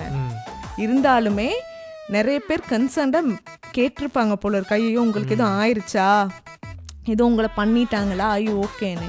அதுக்காக தான் அப்டேட் கொடுத்துருக்காங்க. இதுக்கப்புறம் அவங்க பண்ணது என்னென்னா எல்லாம் வீட்டுக்கு எல்லாம் சொல்லி அவங்க இப்போ அந்த வீட்டிலேருந்து கிளம்பிட்டாங்க. ஹஸ்பண்டுக்கிட்டையுமே கொஞ்சம் டைம் கேட்டிருக்காங்க. ஏன்னா அவங்க இனிஷியலாக சொன்னோன்னே ஒரு நார்மல் பர்சனாக நீங்கள் எப்படி ரியாக்ட் பண்ணுறீங்க, அவர் கொஞ்சம் கூட கணக்கு இல்லாமல் வீட்டில் தனியாக இருக்க ஒய்ஃபு இப்படி வந்து பயந்து கால் பண்ணுறாரு. அதான் ஒரு ஹஸ்பண்டா அவர் சரியான மாதிரி ஒரு அலட்சியமாக இருந்து அவர் வந்து இது பல மாசமாக நடந்திருக்குல்ல, பல மாசமாக அவங்களுக்கு அப்செட் ஆக்குனனால தானே வந்து அவங்க போஸ்டையே போட்டிருக்காங்க. அது வரைக்குமே அவர் ஒரு ஸ்டெப்புமே எடுக்கலை. ரெண்டமாக ஒருத்தவங்க சொல்லி அவங்க கேமராவை கண்டுபிடிச்சி அவங்க இப்போதைக்கு எப்படியுமே அந்த வீட்டில் இருக்கிறது சேஃப் இல்லைங்கிறனால அவங்க பேரண்ட்ஸோட போய் அப்போ வந்து என்ன இந்த ஸ்கூல் பொடியங்க எப்பயாவது வீட்டுள்ளுக்கு இவங்க இல்லாத நேரம் உள்ளுக்கு வந்து இந்த கேமராவை என்னமோ நடந்திருக்கு. என்ன டீட்டெயில்ஸ்னு அவங்களும் சொல்லலை, ஏன்னா லீகல் மேட்டர் ரீசன்ஸுக்காக அவங்க சொல்லலை. பட் பேசிக்காக அவங்க பயந்தது உண்மைதான். வக்கர புத்தி தானே எல்லாத்துக்கும் இருக்கிற வக்கர புத்தி.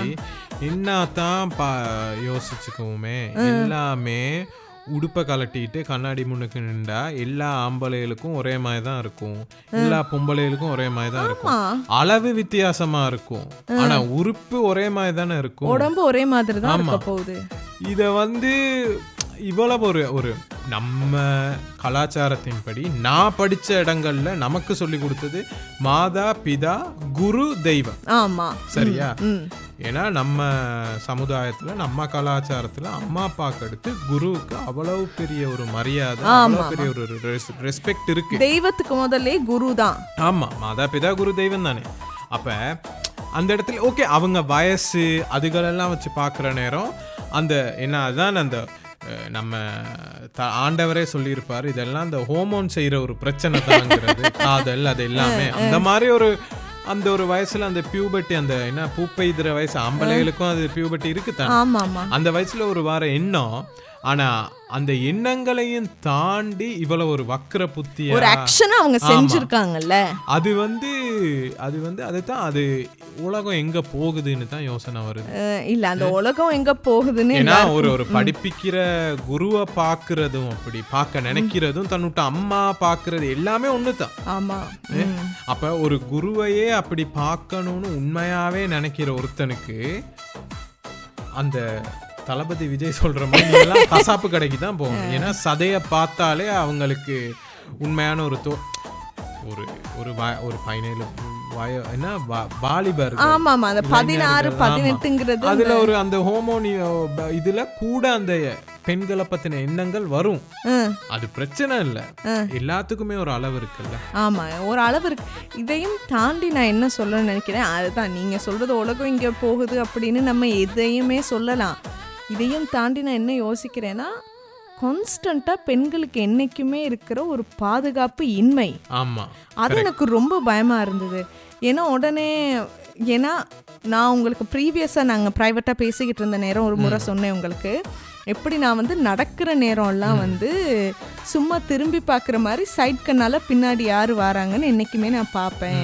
அது எங்கேனாலுமே பழகுன வீட்டுக்கு போகிற ஒரு ரோடாக இருந்தாலுமே செய்வேன். வெளியில் போகிறப்பவே அந்த ஒரு கான்ஸ்டன்ட் ஸ்டேட் ஆஃப் அவேர்னு சொல்லுவாங்க, அதாவது எந்நேரமும் என்னை சுற்றி என்ன நடக்கிறது. அதுலேயே நான் போகிறதுக்கான காரணங்கள் இதுதான். ஏன்னா சில நேரம் பேக்கை பறிச்சுட்டு போகலாம், அதுதான் சேஃபஸ்ட். உண்மையாக என்னை யாராவது தள்ளிவிட்டு பேக்கை பறிச்சுட்டு போகிறது தான் சேஃபஸ்ட்.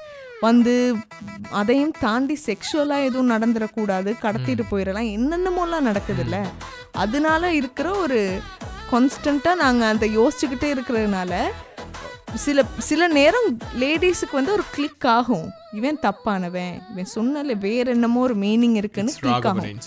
அந்த ராகவன் இன்ஸ்டிங்க்ட் மாதிரி லேடிஸுக்கு அந்த ஒரு இன்ஸ்டிங்க்ட் சில பேருக்கு வரும், சில நேரங்களில் வரும். அது வந்து என்னைக்குமே அதை வந்து அந்த ஹஸ்பண்ட் பண்ணதை எனக்கு உண்மையை ஏற்றுக்கவே முடியாது. அந்த இன்ஸ்டிங்க்டில் அவங்க அவ்வளோ பயந்து சொல்கிறாங்க, கணக்கே இல்லாமல். அந்த பிரின்சிபல் சொன்னது கூட ஓகே, ஏன்னு சொல்லுங்க, பிரின்சிபலுக்கு என்னன்னா ஸ்கூல் மானம் போயிரும்னு அவங்க யோசிப்பாங்க. அவங்க இதை பெருசாக்க விரும்ப மாட்டாங்க. ஒரு ஹஸ்பண்டா நீங்க பாத்துக்கணும்ல. உடனே எல்லாம் யோசிப்பாங்க, உடனே பெண்ணியம் ஃபெமினிசம் பொம்பளைகளை பத்தி பேசுறேன்னு. அதே இதெல்லாம் நிறைய நடக்கிறதும் லேடிஸுக்கு தானே.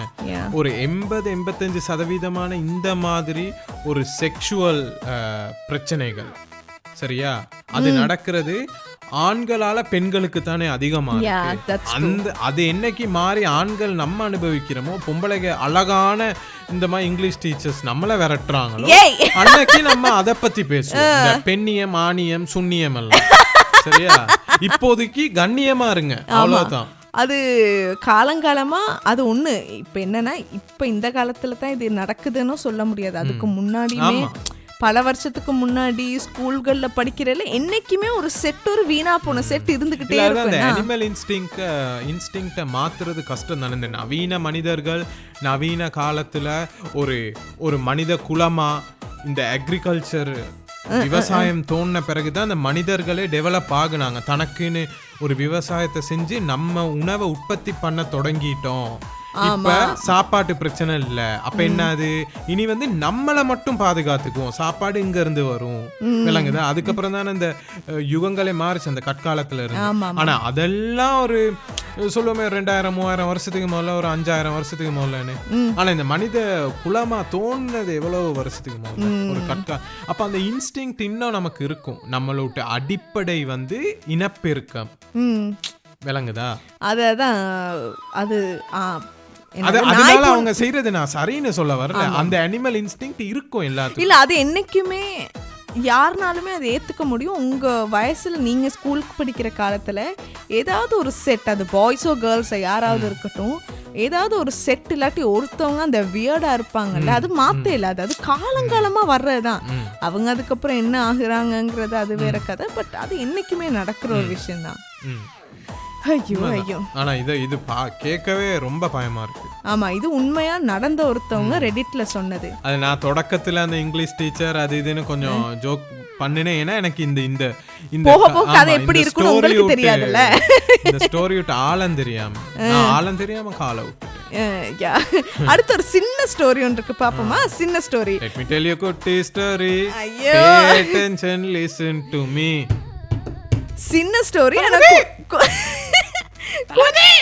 கொஞ்சம் அது மோட்டு கதை தான் அது, சரியா? இது ஜெர்மனில இருக்க ஒருத்தர் மோட்டு கதைனா முட்டாள் கதை. அப்புறம் அதுவும் நம்ம பேசுற தமிழ் விளங்குதுன்னு சொல்றாங்க. அம்மா தீங்க. இத நான் எப்படி தமிழ்ல சொல்றது? அம்மா தீங்க, அவ்வளவுதான். இத புரிஞ்சுக்கிறவங்க புரிஞ்சுங்க, புரியாதவங்க புரிஞ்சவங்கிட்ட கேட்டு தெரிஞ்சுங்க. கெட்ட வார்த்தை இல்ல அம்மா தீங்க, பை தி வே. இப்ப ஜெர்மனில இருக்கிற ஒருத்தர், பெர்லின்ங்கிறது எங்கன்னு தெரியுமா? ஜெர்மனில தலைநகரம் தானே. ஆமா, அந்த ஜெர்மனியின் அந்த பெர்லின் வால்னு சொல்வாங்க, தெரியுமா? இல்ல, சாரி அத பாட் போடுறீங்க. இல்ல, வெஸ்டர்ன் ஈஸ்ட் ஜெர்மனி இருந்து நீங்க முதுக பாத்துருக்கீங்களா?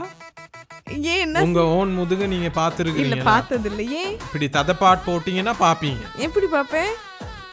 நான் போட்டோ ஒன்னு எடுத்துக்கிறேன். ராவணே மகண்டா. கேளுங்க, இப்ப அவர் என்னன்னா, அந்த பெர்லின்ங்கிறது அந்த வெஸ்டர்ன் ஈஸ்ட் ஜெர்மனிக்கு நடந்த வார் நேரம் பெர்லின் தான் நடுவுல அந்த பெர்லின் வால் எல்லாம் இருந்தது. இப்ப இந்தியா மக்களுக்கு விளங்கணும்னா பர்லின் வால், இந்தியா மக்களுக்கு விளங்கணும்னா காஷ்மீர் மாதிரி ஒரு இடம் பர்லின் வால். சொல்லுங்க. அந்த மாதிரி ஒரு இடத்துல இந்த கிறுக்கு என்ன செஞ்சிருக்கான்னு, அங்கதான் இருக்கிறான். ஃப்ளீ மார்க்கெட்னா என்னன்னு தெரியுமா? அந்த அதாவது செகண்ட் ஹேண்ட் யூஸுக்கான ஃபர்னிச்சர்ஸ், உடுப்பு, சில நேரம் அவங்க பேக்கரிஸ், ஏதாவது பேஸ்ட்ரிஸ் அப்படி இப்படிலாம் விற்பாங்க, சரியா? அந்த மார்க்கெட்ல போய் இவன் ஒரு சின்ன ஐட்டம், அட கியூட்டா இருக்கே, ஒரு பாட்டில் மாதிரி, இரும்புல பாட்டில் மாதிரி, இதை எடுத்துக்கிட்டு வீட்டில் போய் ஒரு வார்ட்ரோப்ல வச்சிருக்காரு.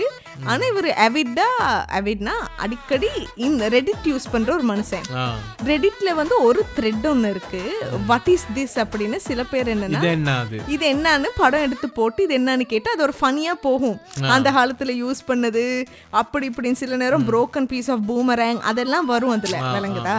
அதுல இவரும் இதை படம் எடுத்து போட்டோன்னு நிறைய பேர் தெரியலன்னு சொல்லி ஒருத்தவங்க சொல்லியிருக்காங்க. எதுக்கும் பாருங்க, இது பார்க்க கொஞ்சம் ரேடியோ ஆக்டிவ் சாமா மாதிரி இருக்கு, கொஞ்சம் பாதுகாப்பா இருக்கணும் நீங்கன்னு. இவர் ஓகே நம்ம வந்து இதை நம்ம கேர்ஃபுல்லாக இப்போ என்ன செய்யணும்னு இப்போ ஒரு நான் எமர்ஜென்சி ஃபயர் என்ஜின் லைன், அதாவது அவசரம் இல்லாத ஒரு நடந்து வாங்க ஆறுதலா நடந்து வாங்க அந்த ஃபயர் டிபார்ட்மெண்ட்டுக்கு வந்து இவர் படத்தை அனுப்பி ஃபோனில் சொல்லியிருக்காரு, இப்படி ஒரு ஐட்டம் இருக்கு, அது ரேடியோ ஆக்டிவ்னு நான் நினைக்கிறேன், கொஞ்சம் வாரீங்களா? அப்ப இவங்க உடனே படத்தை அனுப்புங்க. இவர் படத்துல இவர் சூத்த காட்டிட்டு ஒரு போட்டோ, இது ரேடியோ ஆக்டிவ் வந்து அணைச்சு விடுங்க. நேத்து கொஞ்சம் சம்பல்ல நிறைய புல் சம்பல்ல குச்சிக்கா தூள் தூவிட்டு ஃபுல்லா அனல் பறக்குது பாய்ஸ், அடிப்பாங்க எல்லாருக்கும் வந்து சோச, அந்த சோஸ்னா ஹோஸ் பைப் அடிப்பாங்க, தண்ணி வாயால வரும் வெளியே. படத்தை அனுப்பணும்னு கொஞ்சம் என்னது சூத்து இல்ல அந்த குண்டி இல்ல அந்த இரும்பு அந்த இது இருக்குல்ல, அந்த குமிழி அது விட்டு படத்தை அவர் அனுப்புன நேரம் அவங்க 3 ஃபயர் என்ஜின் ஒரே நேரம் வந்துச்சு. அம்மாட்ட சரி வெறி பிடிச்சவங்க போல அவங்க வந்து இவரை வெளியில எடுத்து அந்த அபார்ட்மெண்ட் பில்டிங்ல இருக்க எல்லாரையுமே வெளியில வர சொல்லி இவாக்குவேஷன் நடந்து பேக்கப்புக்கு 3 ambulance, 3 police car, counter terrorism, bomb, என்னது என்ன சொல்றது, பாம் டிஸ்போசல். அந்த ஆம்புலன்ஸ் சவுண்ட் ஒன்னு போட்டா இந்த ஸ்டோரிக்கு நல்லா நீங்க பேசிக்கிட்டே இருங்க. அப்ப அந்த bomb disposal unit, counter terrorism, ambulance, police car எல்லாம் வந்து பேசுங்க. அப்படி வந்து நிக்குது, நேச்சுரலா இருக்கும். அப்படி வந்து நிக்குது. சரியா? நின்னோன இவங்க என்னன்னா இவனை வெளியில எடுத்து எல்லாம் பண்ணி பார்த்தா அது வந்து உண்மையா 4 hours எடுத்திருக்கு எல்லாரும் இவாக்குவேட் பண்ணி. எனக்கு சிரிப்பு வருது. என்ன ஒரு கலைஞனா மாறவே விட மாட்டீங்க. அதுக்கப்புறம் அதுல என்னன்னா அது வந்து தோரியம்னு ஒரு ரேடியோ ஆக்டிவ் மெட்டீரியல் இருக்கிற ஐட்டமா. ரேடியோ ஆக்டிவ்னா என்னது? அணு ஆயுதமா? அணு ஆயுதம் மாதிரி ஒரு ஐட்டம். சரியா? அப்ப அவங்க வந்து உடனே இவரை வந்து ஃபுல்லா எல்லாம் டெஸ்ட் பண்ணி ஷூஸ் எல்லாம் கலட்ட சொல்லி இவரை இது பண்ணி டாக்டருக்கு ஸ்பெஷலிஸ்டுக்கு எல்லாம் இது பண்ணி கொடுத்துருக்காங்க, போய் செக் பண்ணிக்கங்க அப்படின்னு. இவருக்கு ஏதோ அந்த ரேடியேஷன் வந்து ஆமா, ஏன்னா அவர் வீட்டுக்கு இருந்திருக்கு, ஏன்னா கேன்சர் வர்றதுக்கான சான்சஸ் இருக்குல்ல அதிகம்ங்கிறனால. அப்ப புற்றுநோய் எல்லாம் இப்ப பேசணும், நமக்கு வந்து நம்ம பேசுற விளங்குதே இல்லை. குடுப்பேன் டெம்பரரியா ஸ்டீல் போல்ட்டியா குடுங்க. அப்ப என்ன நடந்திருக்கு? காயில பத்தின இருக்கேன் பாயில, நீ நினைக்கிறது நான் இல்ல, இந்த வாய்க்கு வாயில, அதெல்லாம் நல்ல தமிழ் தானே. அந்த தமிழ் விளங்கும் தானே. டெம்பரரியா குடுத்துருவேன் ஸ்டீல் போல்ட்டியா அல்ல மாதிரில அடிக்கிட்ட கப்பா. ஒரு பாட்டை விட்டா பத்திக்கும் ஒவ்வொரு கிளப்பா. இப்போ என்ன நடந்துச்சுன்னா இவர் இப்படி நடந்தோன்னே எல்லாருமே இப்போ அப்புறம் கமெண்ட்ஸில் பார்த்தீங்கன்னா எல்லாரும் தாறுமாறு, ஐயோ நீங்கள் போய் எல்லாம் டெஸ்ட் பண்ணீங்க நானோன்னா அந்த ஒரிஜினல் ரைட்டர் அந்த கமெண்ட்டுக்கு ரிப்ளை பண்ணியிருக்காரு, இல்லை ஸ்பெஷலிஸ்ட்டுக்கு என்ன இது பண்ணாங்க, எல்லாம் டெஸ்ட் பண்ணி பார்த்த நேரம் நார்மல் தான், டோன்ட் வரி. அது என் கபர்டில் இருந்தனால என்னமோ தெரியலை, நான் என்ன யோசிச்சதை கபர்டில் வச்சனோ தெரியலை, கபர்டில் வச்சதுனால எனக்கு எக்ஸ்போஷர் இருக்கலை, ஏன்னா வுட் மூலமாக வராது, தாண்டி வர முடியாமல் அது அப்படியே இருந்திருக்கு. அது மட்டும் இல்லாமல் கீழே இன்னொரு கமெண்ட் வந்திருந்து, என்னென்ன இந்த கமெண்ட் எனக்கு ரொம்ப பிடிச்சிருந்துச்சு. இந்த கமெண்ட் என்ன சொன்னாங்கன்னா, ஆமாம் இது வந்து நீங்கள் வேணும்னு பண்ணல, தெரியாமல் பண்ணது, இந்த இடத்துல நீங்கள் காசு லூஸ் பண்ணியிருக்கீங்க, ஏன்னா ஃபயர் டிபார்ட்மெண்ட் அவங்களுக்கெல்லாம் நீங்கள் இப்போ காசு கட்ட வேண்டிய ஒரு கட்டத்தில் இருக்கீங்க. ஆனால் அப்படியுமே நீங்கள் என்ன யோசிக்கணும்னா, உங்கள் எமர்ஜென்சி, உங்கள் ஊரில் இருக்க எமர்ஜென்சி சர்வீசஸ்க்கெல்லாம் நீங்கள் ஒரு ஃப்ரீயாக ட்ரைனிங் கொடுத்த மாதிரி, இந்த மாதிரி சிச்சுவேஷன்ஸுக்கு வந்து போலீஸாக இருக்கட்டும் அவங்களுக்கு வந்து இந்த மாதிரி சிச்சுவேஷன்ஸ் எல்லாம் இப்படி நடந்தா என்ன செய்யணுங்கிறது வந்து அவங்களுக்கு ஒரு ட்ரைனிங் கைட்ல வரும். அதை நீங்க ரியல் லைஃப்ல உங்களுக்கு காட்டியிருக்கீங்க, அதை நினைச்சு சந்தோஷப்பட்டுக்குங்க அப்படின்னு. அது மட்டும் இல்லாம இன்னொரு ஸ்பெஷலிஸ்ட் யாரோ ஒருத்தவர் இதை பத்தி தெரிஞ்சவர் சொல்லியிருக்காரு. அவர் சொன்ன அந்த தோரியம் அப்படிங்கிற அந்த ரேடியோ ஆக்டிவ் சாமான் வந்து ரொம்ப பழைய சாமானமா, அது வந்து பல நூற்றாண்டுகள்ல பல 1000 வருஷங்களுக்கு பழமையான ஒரு ரேடியோ ஆக்டிவ் மெட்டீரியல். 1000 வருஷத்துக்கு பழமை? ஆமா, அது அப்போ அதனால அது வந்து ஆர்டிஃபிஷியல், அது நேச்சுரலாக எக்ஸ்ட்ராக்ட் பண்ணது போல இருக்கு. அவர் சொல்றாரு அது அவ்வளோ ஆக்டிவாக இருக்காது, நீங்க அதை வந்து கன்சியூம், அதாவது நீங்க அதை உட்கொண்டு நஞ்சு மாதிரி உட்கொண்டுன்றா மட்டும்தான் உங்களுக்கு வந்து அது பிரச்சனையா இருக்கும். சும்மா வச்சிருக்கிறதுனால உங்களுக்கு ஒன்றும் பெரிய பிரச்சனை ஆகாது. ஆனா அப்படி பிரச்சனை ஆனாலும் நெல்லிக்காய் ஜூஸ் குடிச்சா எல்லாம் சரியா போயிடும். வேப்பலை அரைச்சு ஒரு குளியாக்கி குடிச்சா எல்லாம் சரியாயிரும். அப்படியெல்லாம் அவருக்கு நடந்திருக்கு. டோன்ட் வரி அப்படின்னு தான் சொல்லியிருக்காங்க. எனக்கு இதை கேட்டோன்னே எனக்கு ஒரே சிரிப்பா இருந்துச்சு. ஒருத்த உயிர் போற நிலைமையில அவனுக்கு கேன்சர் வர போற நிலைமையில அவன் சொல்றான், நீங்க சிரிக்கிறீங்க. வேப்பலை குழி ஒன்று போடுங்க, சரியா? கருவேப்பிலை அரைச்ச ஒரு குழி ஒன்று போடுங்க, நெல்லிக்காய் ஜூஸ் குடிங்க, சரியா? முடி நல்லா வளரும். கேன்சர்ல முடி கோச்சு.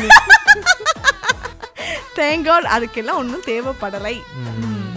அப்போ அப்படியே அடுத்த செக்மெண்ட்டுக்கு போயிடும். போன முறையே நாங்கள் வந்து ப்ராமிஸ் பண்ணோம், அது கரெக்டாக இந்த முறை செஞ்சிடலாம். அப்போ இந்த முறை வந்து என்னன்னா, நாங்கள் போன எபிசோட்லேயே கடைசியாக உங்களுக்கு ஒரு இன்ட்ரோ கொடுத்துருப்போம்.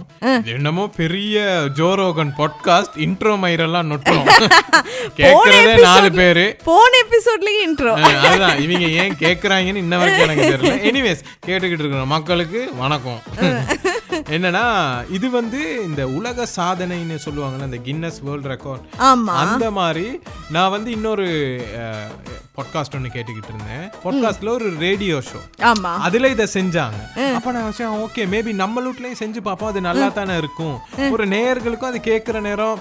இப்ப உலக சாதனைனா நம்ம என்ன நினைக்கிறோம், அம்மா திங்க இதெல்லாம் இமயமலையில ஏறுற மாதிரி, எவரெஸ்ட் அளக்குற மாதிரி அந்த சீன் தானே. இல்லாட்டி கின்னஸ் வந்து ரொம்ப பேர் போனது என்னன்னா, உலகத்திலே உயரமான மனுஷன் யாரு, உலகத்திலே யாரு நீளமா நகம் வளர்த்திருக்கா அப்படின்லாம் அவங்க கவுண்ட் பண்ணுவாங்களே. அதையும் தாண்டி இவங்க வந்து ஒரு நம்ம இதுகள்ல ஒரு பழமொழி சொல்லுவாங்க, வேலை இல்லாத அம்பட்டையும் பூனை முடிய சரச்சான. அந்த மாதிரி இந்த மாதிரி வேஸ்டானவங்களுக்கும் அவங்க இடம் கொடுத்துருக்குறோம். அந்த மாதிரி அந்த பூனை முடிய சிறக்கிற அம்பட்டையர்களா நாங்க ட்ரை பண்ண போறோம். ஈஸியான வேர்ல்ட் ரெக்கார்டை எப்படி உடைக்கிறது. ஓகே, இப்போ முதலாவது என்ன வச்சிருக்கீங்க? முதலாவது ஒண்ணுனா ஒண்ணு நீங்கன்னு மாறி மாறி செய்ய போறோம். ஓகே தான். நான் பிழை, நீ மலலை. இது மார்ஷ்மெலோ சாப்பிடுறீங்க. ஒரு நிமிஷத்துக்குள்ள அதிகமா சாப்பிட்ட மார்ஷ்மெலோஸ் வந்து 25. நான் வந்து 26 சாப்பிட போறேன். ஒரு செகண்ட்ல 25 வாயில போட்டு அமுத்து. இல்ல ஒன்னொன்னா தான் சாப்பிடணும். ஒன்னொன்னா தான் சாப்பிடணும். மினி மார்ஷ்மெலோஸ் சாப்பிடக்கூடாது, ஜாயிண்ட் மார்ஷ்மெலோஸ் சாப்பிடக்கூடாது. அந்த நார்மல் சைஸ் தான் சாப்பிடணும். நான் எடுத்துக்கிறது நார்மல் சைஸான. நீங்க ஒரு ஜட்ஜா கன்ஃபார்ம் பண்ணிக்கீங்க. ஓகே, ஜட்ஜா நோட்றதுக்கு முதல்ல நீங்க முதல்ல டைமர் நீங்க ஒண்ணையே மெல்லுவனி ஒரு 25 நிமிஷத்துக்கு. ஐயோ என்னால முடியல. கொனட்டி பொங்க வச்சாலாம், பொங்காம இறக்கி வச்சாலாம் பாதியில. இல்ல நீங்க இப்ப டைமர் எடுத்துக்கங்க. எத்தனை நிமிஷம் போடுற? ஒரே நிமிஷம் தான் டைமர். ஒரு நிமிஷம்னா எத்தனை நிமிஷம்? ஓகேயா? அண்ட் நோ ட்ரிங்கிங் எல்லாம். இது என்னமா ஜோகினா, கிரிக்கெட்ல சில மோட கேரிங் இருக்கிறாங்க. அவங்க கேட்பாங்க, அடே 3 பால் தாண்டா இருக்குன்னா 3 பால் இல்ல கொஞ்சம் என்ன போலிங்கா ஃபீல்டிங்கான்னு கேட்பாங்க. அந்த மாதிரி என்ன சொல்றது பாரு. அதே மாதிரி ஓவர்ல அது சென்னை 6,28,000 வரும். இல்ல அதே மாதிரி நான் ஆக்சுவலாவே ஒருத்தனை பார்த்துருக்கிறேன். அடே ஓவர்ல 3 பால் தான் இருக்குன்னா 3 பால் போட்டாச்சா இன்னும் 3 பால் தான் போட இருக்கா அப்படின்னு. ஓவர்ல 6 பால் தானே, அப்ப 3 பால் முடிஞ்சா இன்னும் 3 பால் தானே. அந்த மாதிரி பைத்தியக்காரங்க. ஒண்ணுமே லேண்ட் ஆகல சொன்னது. காமெடியா கோச்சுக்காங்க. எல்லா நேரமும் சிரிப்பு காட்டுறதுக்கு நீங்க சிரிப்பொலி தான் பா.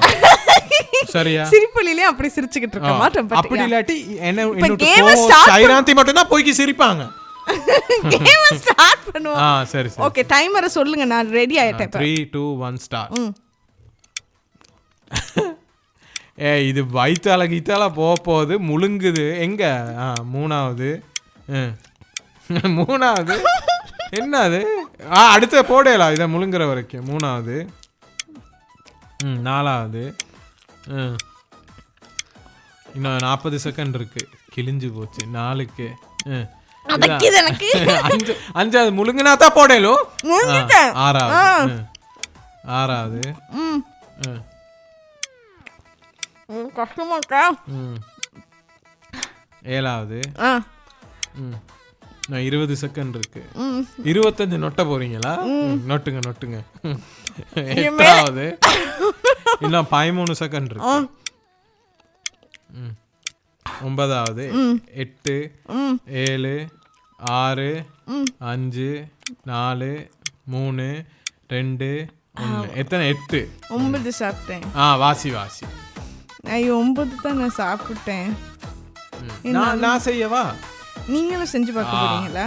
தாறுமாறு டொமாட்டோ சோறு எனக்கு. உங்களுக்கு வேற கேம் கொடுக்கவா? இதே நான் செய்யறேனே, அதாவது மக்கள் தெரிஞ்சுக்கிறேன், இல்லாட்டி வேற தான் செய்யணுமா உங்க விருப்பம்? வேற கேம் வச்சிருக்கேன் இதுலயே, இன்னொரு கின்னஸ் ரெக்கார்ட். நமக்கு கஷ்டமானதை கூடு. இல்ல கஷ்டமா மாசி மேல திங்கிறது எப்படியுமே நல்ல சாமான் தான், அதை நீங்க செய்யுங்க. நமக்கு ஏதாவது மாட்டு சாணியை திங்க இல்ல. நீங்க வந்து இப்ப பிஸ்கட் சாப்பிடணும். பிஸ்கட்னா கிராக்கர்ஸ்னு சொல்லுவாங்க. இது உட்காந்து நான் தேடுறதுக்கே ரொம்ப நேரம் எனக்கு டைம் போச்சு. இதை நான் தேடி எடுத்திருக்கேன். நாங்கெல்லாம் பிறந்ததுல இருந்தே சாப்பிடுறோம். கிராக்கர்ஸ் 10 தான் சாப்பிடணும் ஒரு நிமிஷத்துல. ஆனால் ஒவ்வொன்னா சாப்பிடணும். சாப்பிட்டு நீங்க வாய் காட்டணும். ஃபுல்லா முழுங்கிடணும். அதெல்லாம் முழுங்கிடுவேன். 10ங்கிறது கண்ணை மூடிக்கிட்டு நான்லாம் செய்வேன். ஐயோ இப்ப நான் உங்களுக்கு கணக்கு அடுக்கி தரவா? 11 நீங்க ஒரு 40 தாங்க. ஒன்னா போட்டு அமுத்தி முடிச்சு. தெரியும் ஒன்னொன்னா தானே உடனே வந்துருவாங்க. ஓகே ஸ்டார்ட் பண்ணுங்க. என்ன கையில தாங்க, நீங்க உங்க கையில வச்சுக்கிட்டு என்ன அப்போ நீங்க 10 இருக்கா இல்லையா? இல்ல நீங்க எண்ணி பாருங்க எவ்வளவு இருக்குன்னு. 3 4 5 6 7 8 தான் இருக்கு. அப்ப உடைக்க மாட்டேன்னு ஆல்ரெடி தெரிஞ்சிருச்சு உங்களுக்கு. இல்ல 10 10 இன்னும் 2 தாங்க. 12 போட்டு விட்டோம். நான் எவ்வளவு தைரியமா 25 தான ரெக்கார்ட்னு 26 வச்சிருந்தேன் தட்டுல. 8வது அப்படி கண்ணெல்லாம் பிதுங்குது. இல்ல உண்மையாலுமே அது கஷ்டமா இருக்கு. அது அடக்கிது மார்ஷ்மெலோ தண்ணி குடிக்கல. நில்லுங்க டைமர் எடுத்துக்கிறேன். ஒரு நிமிஷத்துலயா? ஒரு நிமிஷம் தான். ஓகேயா? ஸ்டார்ட். முடிக்கணும். வாய் 2 சாப்பிட்டேங்க. 2வது போகுது இப்ப. 3. ஏய் வாயில ஒன்றும் இருக்கக்கூடாது, ஃபுல்லா எல்லாம் முழுங்கிடணும். 4.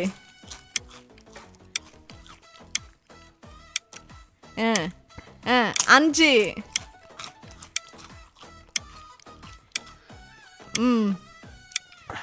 6.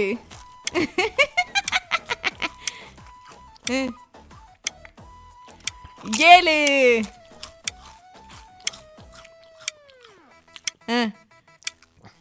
8.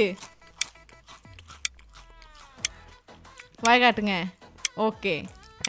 9.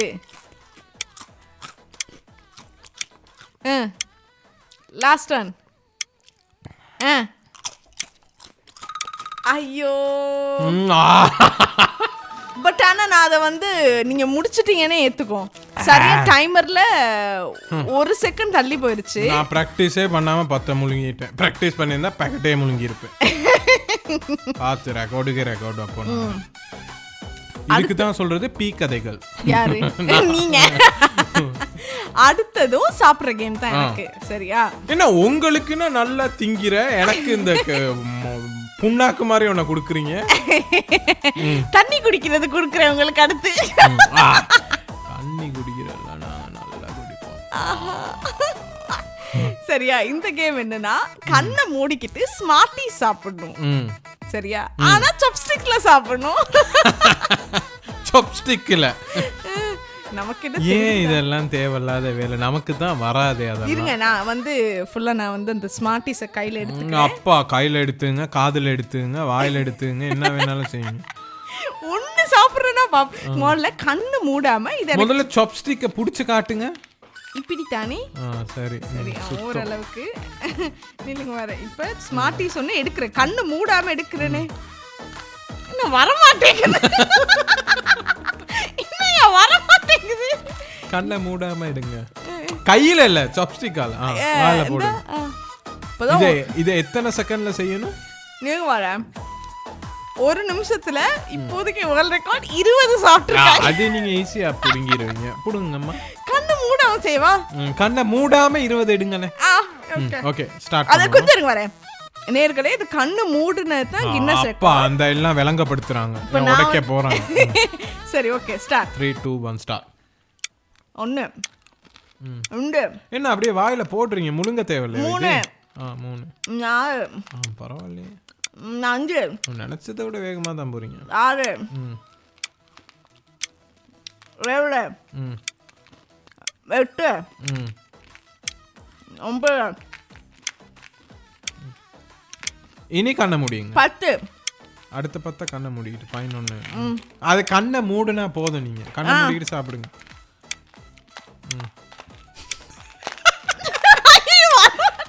காசிக்கு போய் எல்லாம் சாப்ஸ்டிக்க நக்குறீங்க சும்மா. சாப்ஸ்டிக்க மட்டும் நக்குறீங்க.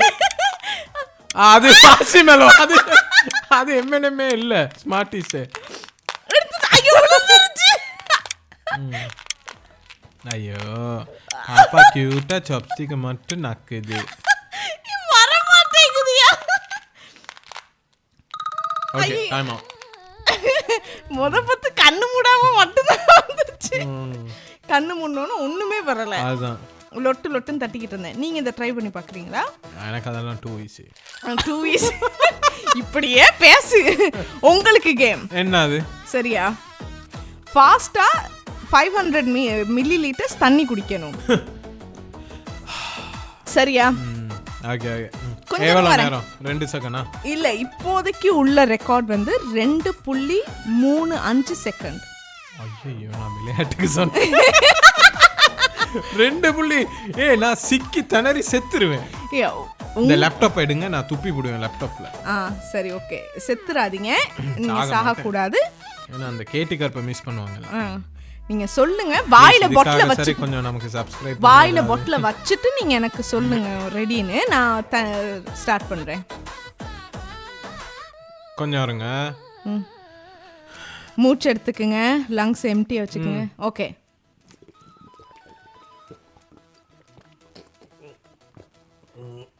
போதும் போதும், நிப்பாட்டுங்க இல்லாட்டி செத்துருவீங்க. இப்பவே 6 செகண்ட் 6.90. அது பரவாயில்ல, அது இப்படித்தான் எல்லாத்துக்கும். அங்க பாருங்க, எல்லாம் தண்ணி குடிக்கிறேன்னா எங்க அப்பா எல்லாம் உயிரோட இருந்தா துப்புவாரு. நான் இதுக்கா உன்னைய பெத்தேன்னு தண்ணி குடிக்கிறத எல்லாம் ஒரு ரெக்கார்டுன்னு நினைக்கிறேன். இதை வெளியே சொல்லணுமா? நான் 2 செகண்ட்ல தண்ணி குடிப்பேன்னு மூத்திரத்தை குடுறான் பாங்க. இப்ப அதுவும் புட்டுக்குச்சு. சரியா? புட்டுக்கெல்லாம் இல்ல, எனக்கு அவ்வளவு எஃபர்ட் போட விருப்பம் இல்லை, அவ்வளவுதான், வேற ஒண்ணு. அப்படியோ? அடுத்தது சரியா? அடுத்தது வந்து கொஞ்சம் கஷ்டம். என்னன்னா 30 செகண்ட்ல சாக்ஸ் போடணும். எவ்வளவு சாக்ஸ் போடுறோன்னு ஒத்த கால்ல கலட்டாம ஒண்ணுக்கு மேல ஒண்ணு போடணும். சரியா? அது வந்து இப்போதைக்குள்ள ரெக்கார்ட் வந்து 28 சாக்ஸ். அதாவது ஒரு கால்ல 1 செகண்டுக்கு 1 சாக்ஸ்னு போட்டிருக்காங்க. நான் இப்ப ஒவ்வொரு சைஸ்ல, நீங்க ஒரே சைஸ்ல தானே எடுத்திருப்பீங்க? இல்ல சின்ன சாக்ஸ்ல இருந்து நான் பெரிய அந்த சைஸ் என்ன மாதிரி இழுப்பட்ட சாக்ஸ் வரைக்கும் எல்லாம் எடுத்து வச்சிருக்கேன். 28. ரொம்ப நீங்க வொர்க் அவுட் பண்ணிட்டீங்கன்னா செய்யுங்க. இல்ல அப்படின்னு சொல்ல முடியாது, ஆனா ஃபாஸ்டா போடணுமே, அதுதான் பெரிய கஷ்டம். ஃபாஸ்டா போடுவோம் நம்ம காலையில. இப்படியே பேசு. ஓ ஃபாஸ்டா போடுறதுக்கெல்லாம் சொல்லி தர தேவையில்ல. இப்போ நான் சாக்ஸ் எல்லாம் பக்கத்துல அடுக்கி வச்சிருக்கேன். என்ன 30 செகண்ட்லயா? 30 செகண்ட்ல நான் இப்ப செய்யணும். சரியா? கொஞ்சம் இருங்க வரேன். நான் முத சாக்ஸ கால்ல எடுத்து வச்சிருக்கேன். அப்படியெல்லாம் சரி, அதை எடுத்து வச்சிருங்க. 3 2 1 ஸ்டார்ட். முதலாவதுக்கு தழுவாருது. பரவாயில்ல, முதலாவது 5 செகண்ட்ல போட்டீங்க. 1 அதை சொல்லி அடுத்த சாக்ஸை விரிச்சு போடுறது கடையில ஒரு 12 செகண்ட். 13. பரவாயில்ல, நிறைய டைம் இருக்கு, ஒன்றும் ஸ்ட்ரெஸ் ஆகுங்க. மெதுவா போடுங்க, டைம் நிறைய இருக்கு, அப்புறம் பெரிய ரெக்கார்டா வச்சிருக்கீங்க. 25 26 27 28 29 30. 5 சாக்ஸ். நல்ல ரெக்கார்ட் என்ன? 28. சந்தோஷம். அதுல என்ன ஒரு தைரியம்னா 28 சாக்ஸையும் எடுத்து வச்சிருக்கேன். அப்பா நான் பார்த்தேன், அங்க 40 அங்கிட்டு பெரிய போலினே நின்றுச்சு சாக்ஸ். சரி, நீங்க இந்த 1 நிமிஷத்துல எனக்கு மாசிமெலோ வைங்க, நான் அடிச்சு நொறுக்க போறேன். அவ்வளவு இல்ல, மாசிமெலோக்கு முதல்ல ஒரு கேம் இருக்கு, அதை முடிச்சிட்டு மாசிமெலோ உங்களுக்கு கடைசி. இல்ல, எனக்கு மாசிமெலோ மட்டும் தான் செய்யணும். அப்படியோ? மத்தது எனக்கு ரொம்ப ஈஸியா இருக்கு பார்க்கவே. என்ன அதுன்னு தெரியுமா? அதெல்லாம் தேவையில்லை, அதெல்லாம் பார்த்தாலே ஈஸி. நில்லுங்க, உங்களுக்கு மார்ஷ்மெலோ சரியா நான் எடுத்தாரேன். இதுல எவ்வளவு இருக்குன்னு எண்ணிக்கிங்க.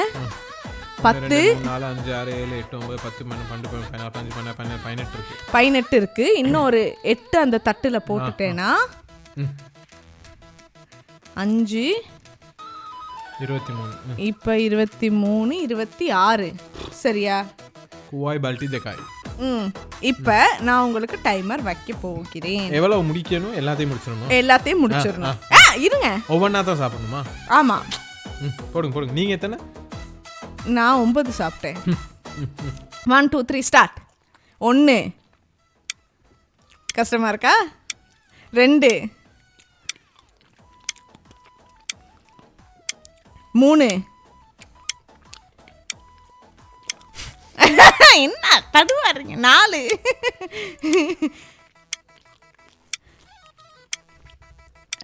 5 6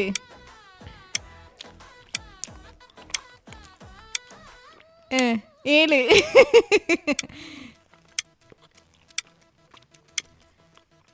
8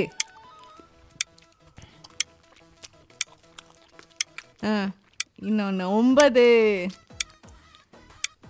அடைச்சிக்காம பார்த்துக்குங்க, செத்துருவீங்க. அடைச்சிக்க, உங்க மூச்சை பார்த்தா சாக போற மாதிரி இருக்கு. திருப்பி காட்டேடா, திருப்பி காட்டு.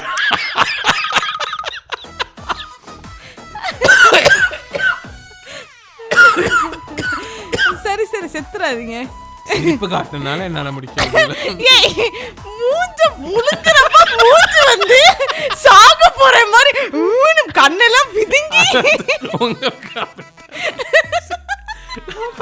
இல்லடா மாசிமேல இருக்கு. இது என்ன இவங்க மாட்டு கோமியத்தை குடிக்கிற மாதிரி ஆக்சன் போடுறாங்க. இல்ல அது ஏன்னா அது வந்து ஃப்ளஃபி தானே, அடைக்கும் டக்குன்னு. பாருங்களே. ஒரே ஒரு கடைசி ஒண்ணு இருக்கு, அதை மட்டும் சரிங்களா? ரொம்ப ஈஸி.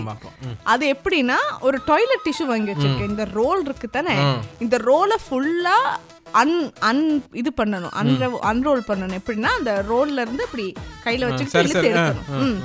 அதுக்கு ஒரு டைமிங் ரெக்கார்ட் இருக்கு இப்போதைக்கு. அது எவ்வளவு ரெக்கார்ட்? இது நல்லா இல்ல, வேணாம். வேணாமா? இது எல்லாம் அப்புறம் எல்லாம் பேப்பர் கீப்பரா இருக்கும். இந்த கர்மத்தை யாரு செய்வா? இப்போதைக்கு 9.8 செகண்ட்ல செஞ்சிருக்காங்க. எல்லாம் செஞ்சிடலாம். அவ்வளவுதானே? அப்ப இப்போதைக்கு ஒரு ரெக்கார்டையும் உடைக்க. இப்ப விளங்குதா? விளங்குது தான். அது மாசிமேலோ இனிப்பு வேற, அதனால சாப்பிடக்கூடாது, கூட டயட்ல இருக்கிறேன். அதனால தான். ஆமா, வேற என்ன? இது மாசிமேலோ திங்கிறெல்லாம் ஒரு காம்படிஷனா? பைத்தியமா? என்ன நீங்க என்ன நினைச்சுக்கிட்டு இருக்கிறீங்க? எனக்கு விளங்கல, தெரியாம தான் நான் கேட்கிறேன். சீஃப் போலீஸ் மாதிரி இருக்கீங்க. சரி சரி. எனிவேஸ், அப்ப மீண்டும் ஒரு எபிசோடில் உங்களை சந்திக்கும் வரை உங்களிடமிருந்து உங்கள் கேட்டி கருப்பு மற்றும் ஷைராந்தி. பாய் பாய்.